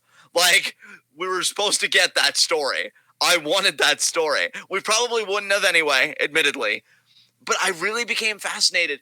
What if you told a, like, riches to rags, back to riches story with Momo? Yeah. And, like, she could do it. There is a really, and this is what I want to emphasize to people before I pass the baton to you. Because, again, she did rank higher for you, you know, just to be fair. There is a really great story and a really great performer on that level outside the ring in Momo Watanabe. And I want to fucking see it. Like, I'm just going to leave it at that. But, brother, she was number 2 for you, so walk us through that, man. Yeah. Her match with Mayu is currently a strong contender for Match of the Year for me, personally. Yeah. Her post-match promo after that match was a borderline promo of the year candidate for me. She has completely won me over between her performances in the brief Artist of Stardom title run that she had with Azumi and Utami. I mean, dude, even you, that fucking trios match between them and Stars at the year-end climax was your underrated match of the year 2019.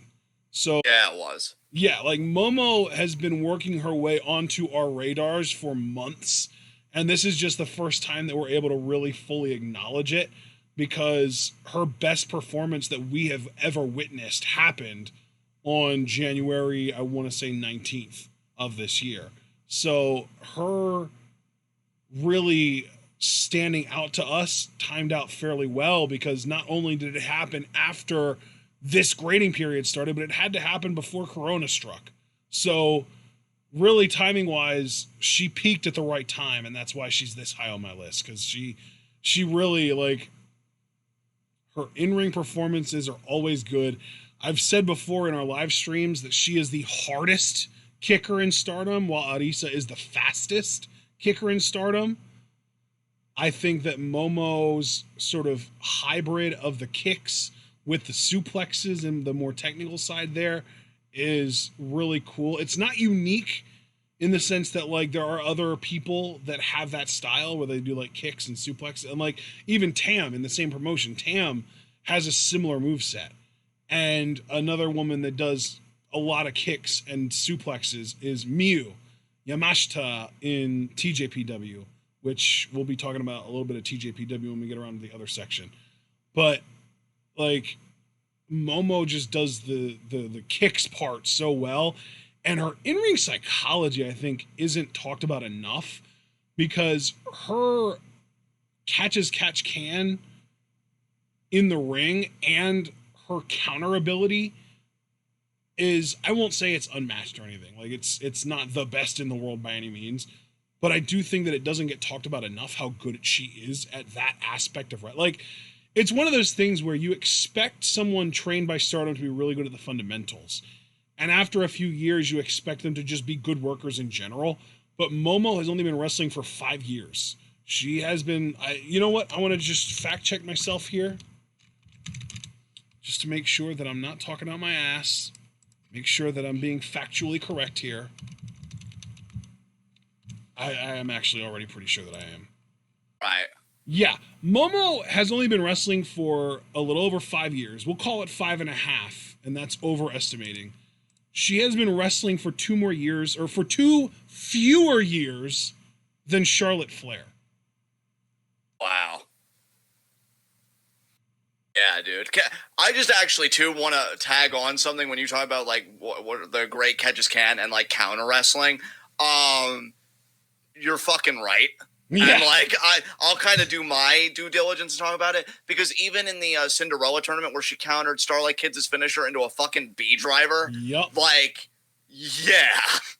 Yeah, Momo's got the fucking goods, dude. Well, yeah, because Kid's finisher is like a sunset flip power bomb. Yeah. And she tonic basically, and she caught it into a B driver. Yeah. Amazing. Yeah. Fucking ace. Shit. Well, yeah. I mean, she is. By all means, she might as well be the Io basically handed her that title. Like we know that like intrinsically Mayu is the ace of Stardom. She's the icon. She's the face of the company. She's the world champion. She's the fucking ace. Whether she wants to accept that name or not, she's the fucking ace. But if we're going by actual title lineage, Momo is the ace because Io handed that title down to her. Yeah. Now it's just a matter for her to get the hardware to go with it, which I'm sure will happen sooner rather than later. It's gonna happen, but it might not happen for another year or two. Yeah. Yeah. She is 20 now, though. She is legally an adult in Japan. She's been showing herself drinking beers on her Instagram all over the place. So amazing. All right. Gonna keep this short and sweet. Actually, wait. No, you are. Wait, who's going next year? Because I know we shared we already know my entire list. I already have my entire list out. So who's your number one? I thought so. Konami. Yes. Konami. Fucking badass. Fucking killer. Made Kagetsu tap in her Stardom roster gauntlet, which was incredible just to witness. Dude. It's kind of crazy how much Kagetsu so clearly respects the shit out of Konami. Dude, yeah. I almost wonder if it's like, you guys don't want to fuck with her, and neither do I. Just let her win. I'm not going to try and stop her. But I want to listen to me. She could beat my ass. She could break my bones if she really wanted to. I respect the hell out of her. She can have the W. It's fine. Yeah, because she put her over here. Yeah. And the 5-star she tapped out to her then too. Yeah.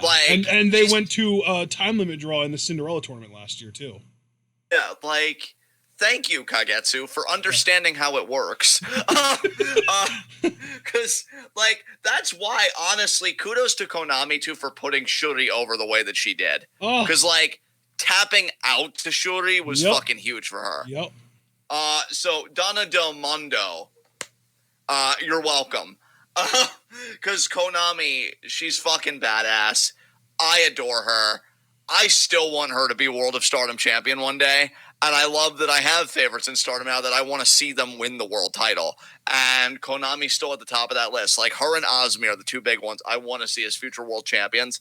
And just, God, man, I want to see her keep wrestling the top people in Stardom. I want to see her wrestle Arisa again. Because their match at the New Year's show, the year-end show. Yeah, the year-end climax. That was fucking great. Her stuff with Kagetsu, again, fucking great. Shuri was awesome. Yep. I don't even know, who did she make tap out the first time? It wasn't Momo. Who did Konami Are you talking about in the Cinderella tournament? In the Cinderella tournament, yeah. Who did she beat in the first round? I'm trying to remember. Let me pull up the bracket real quick. Azumi. Oh, it was yeah. And I thought Azumi might have upset Konami, but Konami was like, nah. And that's the thing, Konami low-key calling me out, because I do adore her, but I'm like, oh, maybe Azumi will get the upset. And Konami's like, no, the only person that's going to be upset here is Azumi, because she really didn't think she'd have to reattach her arm this week in the midst of a pandemic. But do I look like I give a fuck?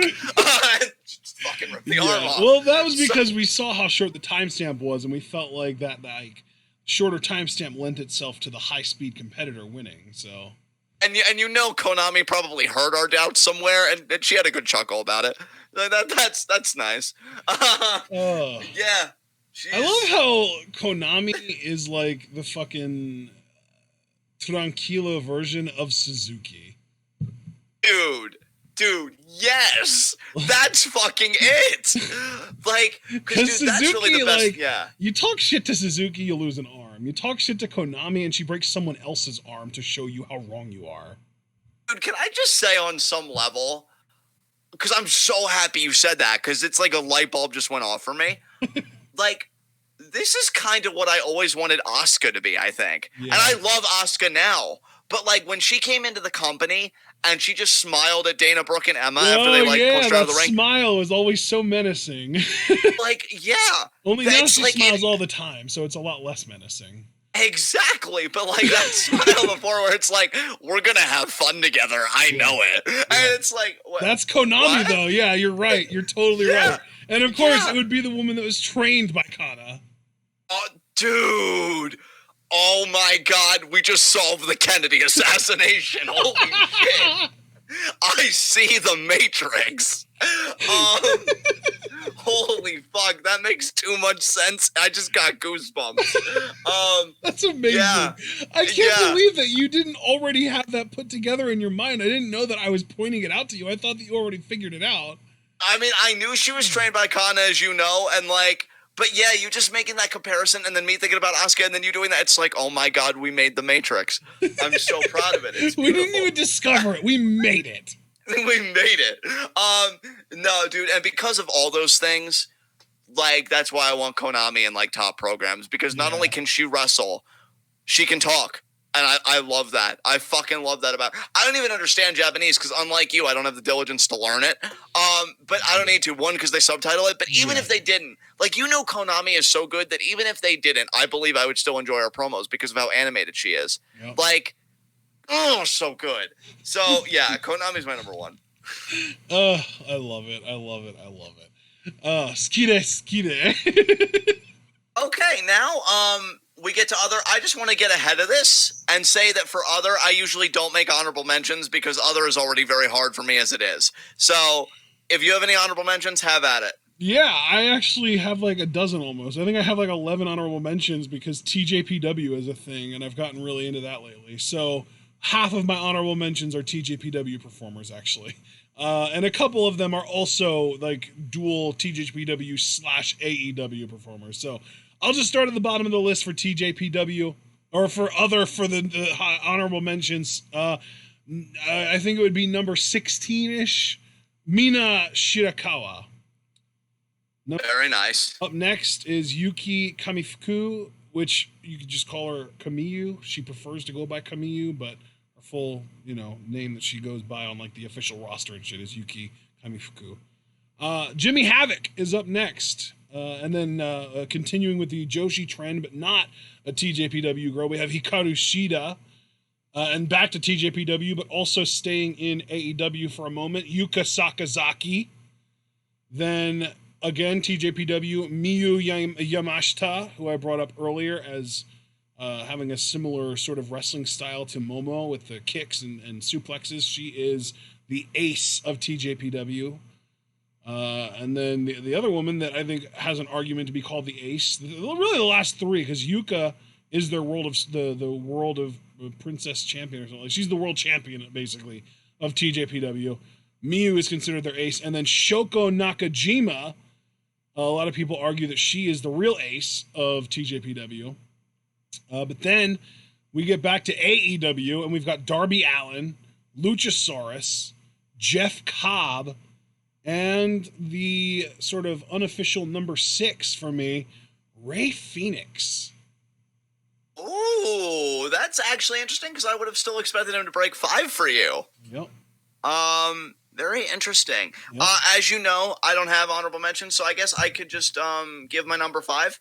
I'll go first. Okay. My number 5 is Natsumi Maki, who is another TJPW girl. She is actually a former Stardom performer. She was trained by a woman who was trained by Stardom, so indirectly she was trained by Stardom. She is, I think she's like 23 years old. She's been wrestling for like 5 or 6 years now. She is good enough in the ring that I have actually seen her carry a relative shitter of a rookie to a genuinely entertaining match. She had an amazing match with Miyu on the first big TJPW show of January. I think it was on January 4th, actually. I think it was the one for like the same day as Wrestle Kingdom kind of deal. But Miyu versus Natsumi Maki was a great match. That's actually the match that I sent you that highlight video of, John. Yeah. So good. And she is just a great performer, great overall performer. Very bubbly. And man, yeah, like she, to me, of the TJPW that I've watched, she and Shoko and Miyu are the three that stand out the most as far as being the most stellar in-ring performers. And what sets Natsumi Maki apart from the other two is that she has more personality. Although, yeah, Shoko, you could make an argument, but Shoko, it's more just attire than personality. But yeah, Maki does a lot of crazy athletic shit. And I've actually watched her carry a girl that I've seen have a lot of bad matches to a pretty good match. So that's probably why I ended up putting her higher than the other three, or the other, however many there were in my honorable mentions. I'll tell you, stuff like this is exactly why I was excited for the other category, because I know you really have broadened your horizons outside of TWitWoW even. Yep. And you're going to be bringing a lot to it. Hell, you even kind of influenced mine in a way, and we'll get to that. I can't wait to find out how high you rank her. Yeah, you know what's coming. What's coming. Yep. Number 5, I'm going to keep this brief, MJF. Kind of in a weird place for me, because I know a lot of people, I feel like more's coming out about him. A fan posted about an interaction he had with MJF that he didn't like, and it seemed to be going beyond a heel. Here's the thing. I'm not trying to factor in real life stuff, even if he is a real life dick, into the performer. I still like how he talks. I still like how committed he is to getting heat. And I'm just going to say this. I think he's only 23 years old. I can't wait for when he dumps AEW like he should, and I give it no more than 5 years. And he gives himself a shot at a WWE run at only 28 when he still has quality years to give. We're both lagging a year behind, because I said that Natsumi Maki was 23 as well, but we were both off by a year. MJF and Natsumi Maki are both 24. Okay, then I give it 4 years and he'll leave AEW. I just want to see what he can do in WWE. I want to see. I want him to leave AEW, but not go to WWE right away, so that he has an opportunity to cut shoot promos on how much of a piece of shit Cody is. Dude, hell yeah. Although, God, watch him actually respect Cody. But yeah, look, I still like him. I think he's still got a hell of an upside. If he has some immaturity to him, hell, fucking Orton did, and he got cut slack for it because he's Randy fucking Orton by the company. Maybe MJF will grow out of it. Maybe he won't. But I'm still enjoying what he's producing, and that's really what matters in this commentary. Yep. He only made number 5, though, because I have seen a bit more of these other people, I think, in this quarter. But yeah, he's still better than me, and I know it. So, who's number 4 for you? Number 4 for me is actually a tag team in AEW, the Hybrid 2. They haven't done a whole hell of a lot, but I just fucking love Jack Evans and Angelico, man. Hell yeah. I don't know what else there is. These are two, this is almost like an Asuka situation where they're just eternally over. You don't have to do anything with them. They could disappear for 7 months, and then when they come back, you could put them in a match against any generic face team, even a local talent face team, that before the match starts, they cut a promo talking about how they're from right here in insert town name here, insert state here, that kind of situation, and be like, we're gonna win, and then you have Jack Evans and Angelico come out and heal it up, and they're just getting fucking nuclear heat because they are just that damn good. They are amazing performers. They know how to get heat. I just adore them. And when I think about the acts that excite me the most, that when I hear they're going to be on a show, it makes me the most likely to want to watch that show, the Hybrid 2 are very high on that list. And when it comes to AEW, they're actually number 2 on my list among AEW performers. Yeah. No, man, they're great. If I would ever get into AEW, which you never know, stranger things have happened. I know I would really glomp onto that team because they're both really talented guys, so I love that you gave them the nod that way. I guess next for me on my list, number 4 is Mark Haskins. Nice, yes. I've just been loving what we've been watching on OTT, even though they are older shows. I mean, it is content that we've absorbed. I wish I would know what Mark Haskins is doing more recently to kind of keep up with the theme of this commentary, admittedly. Give me 30 seconds and I can let you know. Yeah. Let's see. He has already wrestled 15 matches this year. Beautiful. And let's see. 1, 2, 3, 4 of them have been for OTT. 1, 2, 3, 4, 5 of them have been for ROH. And 1, two, three, four of them have been for Rev Pro. Interesting. The only Is he still working Progress? No. Wow. Oh, How long actually, has that no. been a Yeah, thing? he worked Progress Chapter 100. He was in that four-way that I think we even watched. It was him, Cara Noir, Connor. No, we didn't watch that. Never mind. Connor Mills and Paul Robinson. Yeah, okay. Yeah, I just think the world of Haskins. I think he's great in ring. I think he's got a great personality. I love that Vicky's kind of his valet. I think they're a good pair. It's not obnoxious. And again, I just wish he was on a program that I would watch more, or at least that I'd be inclined to watch clips of, like in NXT UK if I knew he was on the brand. He's got so much upside. And I just really wish some of these wrestlers were on platforms that were more accessible to me, or I guess that I had more energy to seek out. But when I see Haskins, it's always a privilege. Very entertaining. So, who's number 3 for you, brother?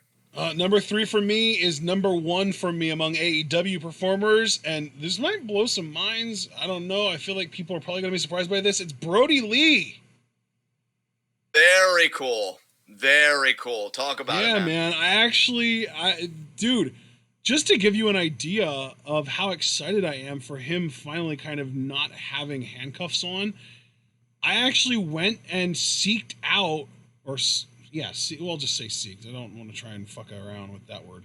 I seeked out the segment of him revealing himself as the Exalted One, and I've actually been kind of trying to keep up with his AEW stuff. So he is like the one thing that I'm actually making an effort to try and watch on AEW.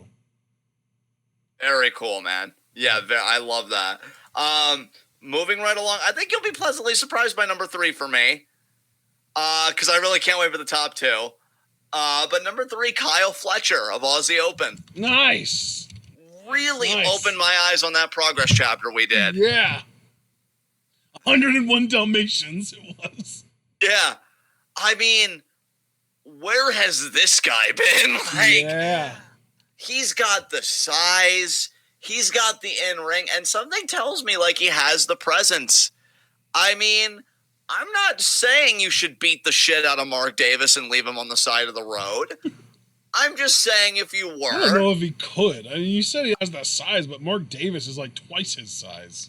I'm just talking in terms of height and stuff, because I think Kyle Fletcher's a bit of a taller dude, if I remember right. Why don't I look it up and find out for sure? Let's see. Kyle Fletcher. Let's see. Let's go to Cage Match to find out his height. And of course, Cage Match doesn't fucking list his height. He is only 21 years old though, so holy shit. Dude, I didn't know he was that young. Are you serious? Yeah. That's fucking dope. Oh my god. So yeah, I'm not saying beat the shit out of Mark Davis. I'm just saying if you were, I for one wouldn't use this platform to judge you for it. Bro was born in 1998. Oh my god. 98 was a good year. I mean, I existed, so every year after 92 was a good year, but I digress. 98 was the year that I got into wrestling, so. Yeah, see, it was a good year. I was objectively right about something. Look at that. And dude, not only was he born in 98, but he was born at the end of 98. His birthday is December 24th, 1998. Holy shit. He's damn near Christmas, baby. Yeah, fucking Christmas. Dude, I'm not finding his height anywhere, though, unfortunately. I just feel like those Progress matches we saw, because we saw the qualifier for the 4-way and then the 4-way itself, really good shit, man. I want to see Kyle Fletcher in singles more. I want to hear him cut more promos. And if he's only 21, I am so happy you said that, because now I can really get excited about him. Because being that young, there's got to be a singles run that's going to happen for him somewhere down the line. There's got to be. This guy can't just be one of those, yeah, I've got a good thing with this tag team. We do good. No, fuck that. Turn your, hooray, betrayal. Do it and get your singles run. I'm very curious how far he could go if he does. Just a lot of upside to Kyle Fletcher. And so much so he made my number 3. I've known Haskins and MJF longer than I've known this side of Fletcher. So what does that tell you when he's number 3? Yeah. I really liked what I saw, man. I really liked what I saw, and I want to see more of it. So who's next for you, brother? Up next for me, number 2, I believe, right? Yeah, number 2. Yeah. My previous number one, man, he was unseated. It's Bandito. Oh, God. Oh, my God. Your number one's going to be my number two. I know it. I know what's coming. It's going to be amazing. Probably. But just talk about Bandito before we get there. I don't want to jump I'm surprised my number two wasn't your number one, honestly. I'm surprised we didn't just swap and we just had each other's number ones as our number twos. But you didn't even have Bandito listed as an honorable mention, man. So you just don't have any love for Bandito anymore? I mean, I do. To be truthful, dude, he actually was on my list until a few moments ago when I thought about Fletcher and this other person that we're going to talk about imminently. Oh, I feel it. So you could classify him as, like, I guess my number 6. Because he is really good. He is really, really good, and I'm so happy PWG has been pushing him. It's just a lack of exposure on our part. I get that. Yeah, totally. Yeah, totally. I'm not gonna get on your case about not having Bandito higher than I did for Suzuki, because Suzuki's had the fucking Moxley match in this grade, like that alone, like to me that. Yeah.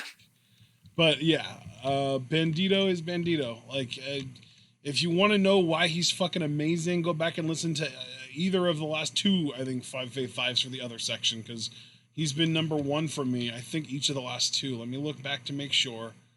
Okay, he was number 2 for me last time. Oh, wow. I didn't even rank him the time before that. Oh, wait, no, we didn't do an other list at the time before that. We did just AEW. Well, shit. AEW really does ruin everything. Oh, it hurts. But regardless, Bandito was my number 2 on our last list as well. So he's actually, I didn't realize that he was not number 1 on our last one. I thought he was, but no, he was number 2 as well. But still, he's amazing. He is insanely strong. Like, he does fucking old school Scott Steiner moves, like the goddamn moonsault slam off the top rope. But Scott Steiner was a fucking nut job. That dude fucking pile drove himself. Like, he would do the moonsault slam standing on the apron, not even going up any ropes. He would just do it from a standing position, and he would end up landing on his own fucking head. No wonder the dude cuts incoherent-ass promos. Fuck. Yeah, dude. Bandito is fucking fantastic. He's so dreamy, yet so mysterious under that mask. And he's got the goods in the ring, man. I'm telling you. God, like, I know this is going to be a weird soundbite, but I wish WWE wasn't so racist. Because, like, Bandito could honestly be, like, a top star in a major company. I mean, racist, xenophobic, ethnocentric, all the above. Yeah, because if they weren't, this dude is top star material in any major company. I'm sorry. Like, he's so likable. He's got the match. I do want to clarify. He was on my list until a few moments ago, and then I realized I really haven't seen a lot of Bandito this quarter. But, like, he turns what I have seen 25 in 6 days. Oh, my sweet dear God. He's so good, and he's so young, obviously. Like, I just want him to get his big break. I really do. Like, I want him to get his big break. I want him to get his big shot. And the idea that it could be with AEW, like, I'll always be happy for the performer if that's what they want to do. But, God damn it, I may just have to start watching AEW solely for the Bandito segments because, again, could be the top star of any major company. What makes you think he's going to go to AEW? Well, is he with ROH right now? I know he's with PWG right now as the champion. Is he with ROH right now? Did he resign? Yeah. Because I had heard, like, before the end of 2019 that his contract was expiring. I just didn't know if he was going to renew it or not, or where he was with that. I'm pretty sure he's either the television champion or 1/3 of the trios champions. Let me look. I think you might have said something about him being 1/3 of the trios champions. Now that I remember.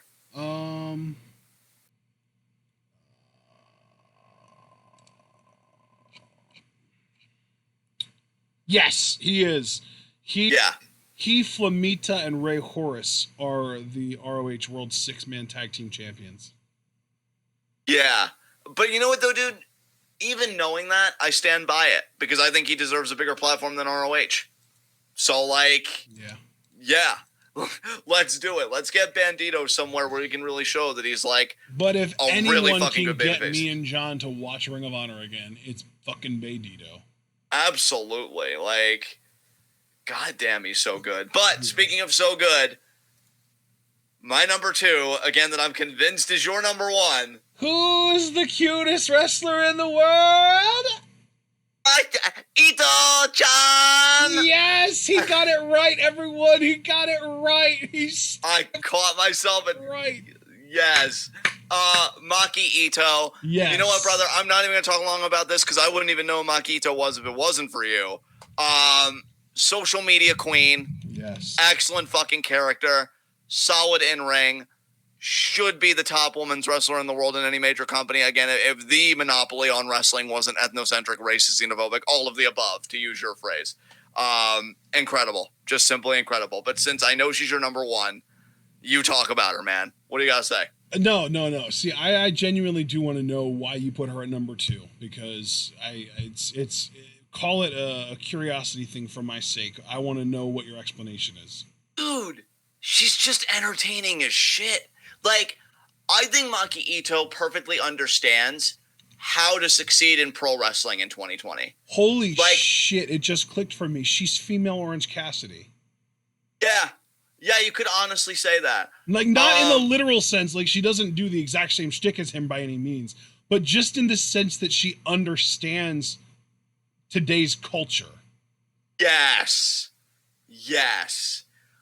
Like, dude, the Instagram post you showed me the other day where she's hiding inside this Pikachu-looking thing, and then she's like, everybody said, stay warm, Ito, so I murdered Pikachu and made a house out of him. Like, I love this woman's personality. I love her gimmick. I love her entrance, which got Pro Wrestling Eve's crowd on their fucking feet, which is why I've been telling Ashton a lot. That was her first appearance ever for Eve, by the way. Holy fuck. I've been telling Ashton lately, and he could vouch for me on this. I've been saying to him, bro, I hate that WWE doesn't know how to manage Japanese talent, because if they had a better track record than what they do, I would want Ito to go there, and I would want them to make her like the top women's wrestler in the world. Because the type of entrance, because she sings for her entrance. Does she sing her own theme, dude, or does she sing another song? She does. Okay. Yes. She sings her own theme. I'm just imagining that, guys, on a fucking WrestleMania in front of 90,000 people, and it's just epic. It's just fucking epic. Like, I believe she can connect with people. And her in-ring isn't bad at all. Like, I wouldn't say her in-ring is exceptional by any means, but it's good enough to tell a story with the character that she has. And that's enough for me. Because she is, again, like The Fiend and like the Velveteen Dream. And I said before, and again, it's still proving true, character performers, more or less, do very well for me. And she is an amazing character performer. But again, I want to hear Ashton go off, because I wouldn't even know about Maki if it wasn't for him. And he has just adored her, I feel like, from the jump. So, brother, let's talk about it. Yeah, it's one of those things where I've kind of appreciated her from a distance for probably a couple of years now, just because her English word of the day tweets always show up on Reddit, and I just notice them through those. But just over the last few months, which is this grading period, I've actually started really getting into TJPW, Tokyo Joshi Pro Women's Wrestling. And she is, like, there are a few women on that promotion that just really have kind of won me over. And she, to me, honestly stands out the most out of all of them. And her story, and dude, that's the other thing. You need to listen to the fucking podcast that I sent you that's about her. I do. I really do. I really fucking because do. I need to make time for that. Her story, if you know her story, that makes her character even better. Because she was an idol. She was a fucking idol, which in Japan is like an even more manufactured version of a pop star. Like, you're literally chosen from a young age to enter into one of these idol groups and become basically the Japanese equivalent of not only like a pop star, but like almost like a hybrid of like a pop star and like an influencer at the same time, because you are like a role model to kids and you are like looked at as like you need to be this like almost like this perfect being, and Ito couldn't fucking hack it, so she flamed out of the idol business and got into pro wrestling. And the only reason that she was even considering pro wrestling is because she had done performances with her idol group at TJPW shows before. So she was like, oh, this is interesting. And after she flamed out, she got into wrestling, and her entire gimmick is counterculture. It is basically, I'm going to dress up like a Japanese schoolgirl, but fuck you, I'm going to fail, and I'm going to flip people off, and I'm going to be crude and rude, and nobody's going to want to be my friend because I'm just going to be a bad person, but fuck you, I'm failing. That's literally what the title of the podcast is that I sent you. Fuck you, I'm failing. And she is perfect at that character. And like she does headbutts like Honma style Kokeshi headbutts, and she has a pretty good sharpshooter actually, and she's just one of the most complete character performers in the entire business today. I just want to add on, because again, I know she ranked higher for you than for me, and that's only because like I know what I like, and you'll understand what I mean by that when I say my number one, which I think should click for everybody for other. Even Mako Satomura, like, praised Ito, because I went back to the tweet that you sent me a while back, where Ito's like, I hate the way Satomura looks down on me. And Takeshita, who I guess is like on this show, he was like, I was on Samurai with Mako the other day, and she mentioned that she has a lot of respect for Ito. She has charisma that even I lack. She's got some ways to go in ring, but is my favorite type of wrestler. And Ito cried. Like, when fucking Mako And Satomura... it wasn't just like single tear crying. She was ugly crying. She was like frowny face, like tears running down both cheeks, straight up like ready to die in the moment crying. Yeah, because she understands, like we understand when you watch enough Eastern wrestling, that when it comes to like the women's wrestling history, like Mako is a like boss level. Yeah. You get praise from Mako, fuck what we think. Like, and we already love her, so we ain't got no problems. But like Mako to give her that seal of approval, and for her to just be the amazing character that she is. This woman has such a bright future, so bright that I get angry that I know some companies would deliberately try and dim it, and we've already kind of been over that.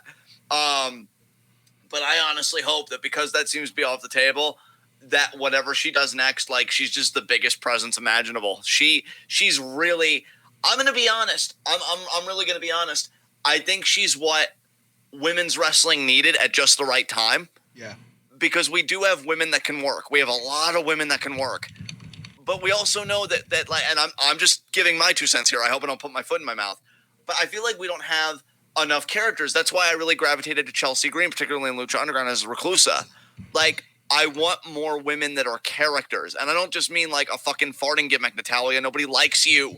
But real, full-fledged, compelling characters. And, like, again, I love Chelsea Green as Reclusa. I still want her to get some kind of a character in NXT. I don't like that she just seems like another heel wrestler right now. I'm not going to lie. Because her bread and butter is being a character. Maki Ito, I think, is, like, my favorite character wrestler, like, in women's wrestling right now. She's incredible. Yeah. Absolutely incredible. Yeah, and what I really mean by the whole, like, she is female Orange Cassidy, like... Orange Cassidy isn't great because he puts his hands in his pockets and wears sunglasses and does like shitty fake kicks on purpose to get in people's heads. Orange Cassidy is fucking great because he has a unique character that speaks to the generation of wrestling fans that have come along over the last decade that he is completely in touch with. Yeah. Like, yeah. This sort of it's quintessential millennial. I'm too good to be here, but I'll go along with it anyway because I'm fucking good at it. You know what I mean? Yeah, absolutely. And Ito is almost the other side of that coin. Ito is like, there has been so fucking much expectation placed on my shoulders that I am going to intentionally let everybody down that was relying on me, because they shouldn't be relying on someone like me to basically make them feel things. Like they can go fuck themselves. I'm going to do what I want to do. And in this specific case, maybe I don't want to do something that is perceived as a success. You know what I mean? Like, she knows this character inside and out. And like, even right down to the simple, like, need for, I'm having a word, missing word. Validation, there it is. The need for validation. The fact that she'll go up into the corner and shout out into the crowd, who is the cutest wrestler in the world? And they all shout back, Ito-chan. It's that, and then like when she doesn't get a response that she's happy with, she plays with that. When they do empty arena shows, on the one empty arena show that they did, she shouted, who's the cutest wrestler in the world? No one said anything back, and she fucking cried on the top rope. Like, she has a resonant character that she is completely in touch with, and she, like you said, she's a good enough wrestler to tell the stories that need to be told to put on great matches. And like, she's just that, in that sense, in the sense that she has a character that resonates with today's wrestling fans and is completely in touch with it, she is female Orange Cassidy. Absolutely. With that said, we're getting close to the end of this commentary here. Just going to round out my other list at number 1. Yes! The shooter, the supreme suplex machine, Scotty Davis. That's awesome, dude. I honestly did not think that you would take him that far. Yeah. No, every time I see him, I get excited about the future of mat wrestling and just what it can be, because he's not just like a mat wrestler, technical wrestler. He's got the high flying to him as well. And him being a hybrid, that's money. That's like money, because you've either got to be really, really good at one thing, or you've just got to be like really proficient at multiple things. And the idea that like, he's got the mat wrestling experience against 7-time Irish freestyle wrestling champion, and he's got the high flying game. And dude, I don't even think he's 20 yet. He might have recently turned 20 by now. I don't know when his birthday is, but I think we even recently established that he's still only 19 years old. Yep. Like, that's fucking nuts. And I'm sorry, I don't think Chiefin's here. Like, I don't hate OTT by any means, but for a guy like Scotty Davis, I'm sorry, I'm always going to look at OTT as him being a big fish in a small pond. I want to see him in a BOSJ. I want to see him in Ebola. I want to see him fucking do shit. I want to see him explore the world of the indies. And, one day, hopefully go to a major company. I kind of hate the major companies that are dominant, but then again, BOSJ, that would be New Japan. New Japan, I would say, is a pretty big company at this point with expanding in the U.S. I'd like to see Scotty Davis a member of the New Japan roster for the junior heavyweights, and then maybe he could follow in Ospreay's footsteps and bulk up and join the heavyweight division. I don't know. I just think the sky's the fucking limit for this dude, and he's immensely talented. He doesn't have the frame for a heavyweight. Like, even if he would, like, bulk out to the max to the point that he looked like fucking Brock, he would still probably only weigh, like, 205, 210 pounds. He's just too short. Well, then you know what? He'll be one of the greatest junior heavyweights of all time. Yeah. Like, and that's nothing to kind of scoff. That was the word, scoff at. It's nothing to scoff at, because I mean, look at a guy like Rey Mysterio, right?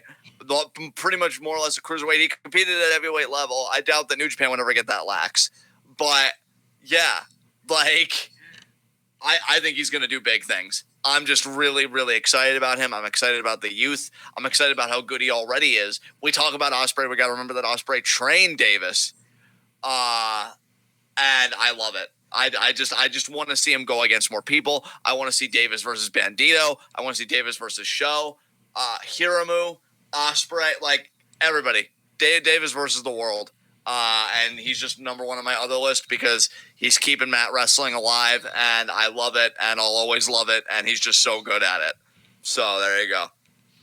All right. But let's get to our top two. Well, actually, I should probably I actually forgot to go over my mom's Stardom list, and I'll just quickly go over her other list as well. For Stardom, her honorable mentions were Starlight Kid, Konami, Jungle Kyona, and B. Priestley.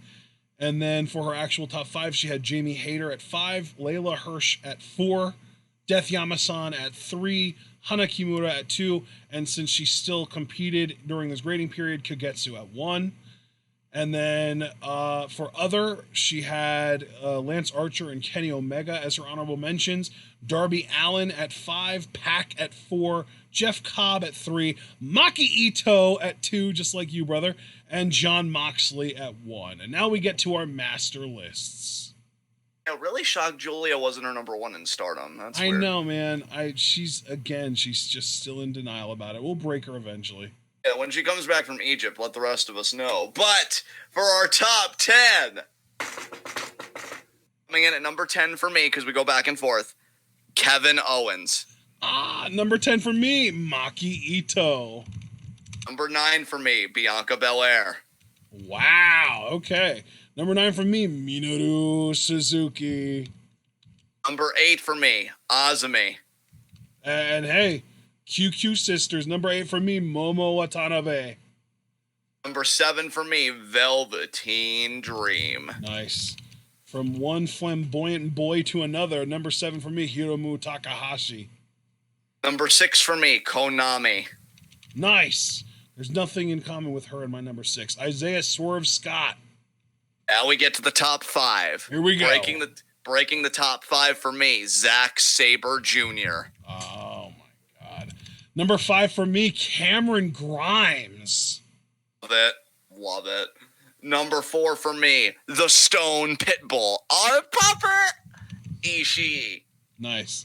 Number 4 for me, the Kabuki Warriors. Very interesting, because number 3 for me, Kairi Sane. Nice. Number 3 for me, Arisa Hoshiki. Number 2 for me, let me in, the Fiend. Wow. Well, we already knew who your number 1 is.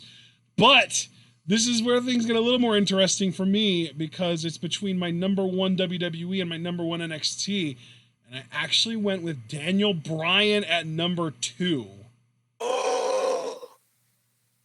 Number 1 for me is John Morrison. So who's your number 1? That's the real story here. That would be Io Shirai.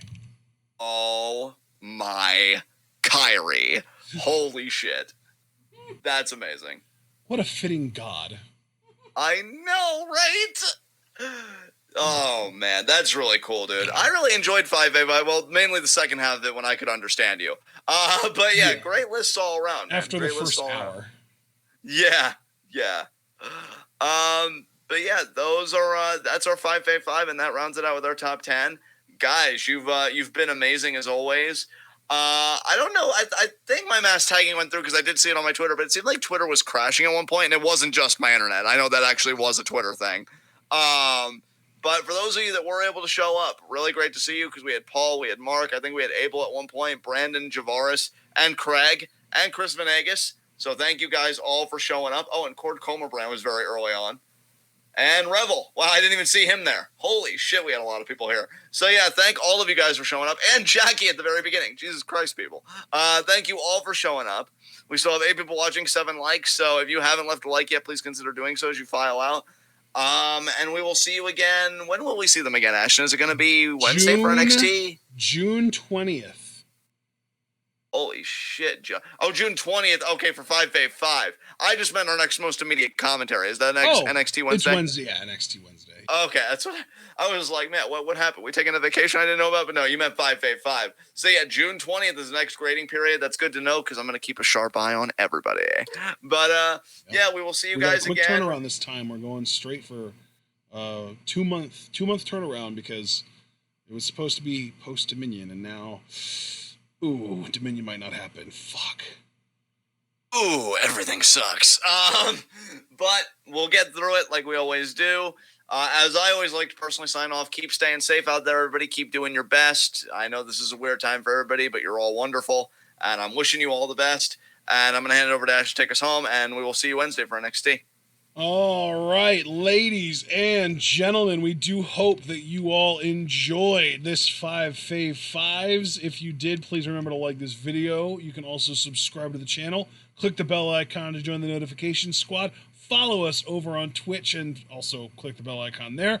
And if you would like to support the channel, you can subscribe on Twitch, buy our merch on Teespring, donate to our Patreon, and share this channel and this video with all of your wrestling fan friends and let them in on the best kept secret in the YouTube and Twitch wrestling communities. And while you're on social media, take the time to follow us on Twitter and like our Facebook page as well, because we are the workhorses of the Y and TWCs. And as long as we can prove that point, we will. But the coronavirus has basically stabled these workhorses. It's really hard to react to a lot of content when there's just not a lot of content out there that we want to react to. So the lack of New Japan and Stardom content has been hurting, but we do what we can. We make what do with what we can, and we still got a few requests coming in. So we will be live reacting to NXT still on Wednesday, and I'm not actually entirely sure what we have after that. I know we do have a request for 2 weeks from now, and then we'll have another request after that. I guess our next thing after Wednesday is our catch-up commentary next Friday. So a week, well, I guess it's 6 days from tonight. It'll be at 10:30 p.m. Eastern Time, a half hour after Smackdown goes off the air. So we hope that you're looking forward to that. And of course, we hope that you're all able to remember to stay tuned.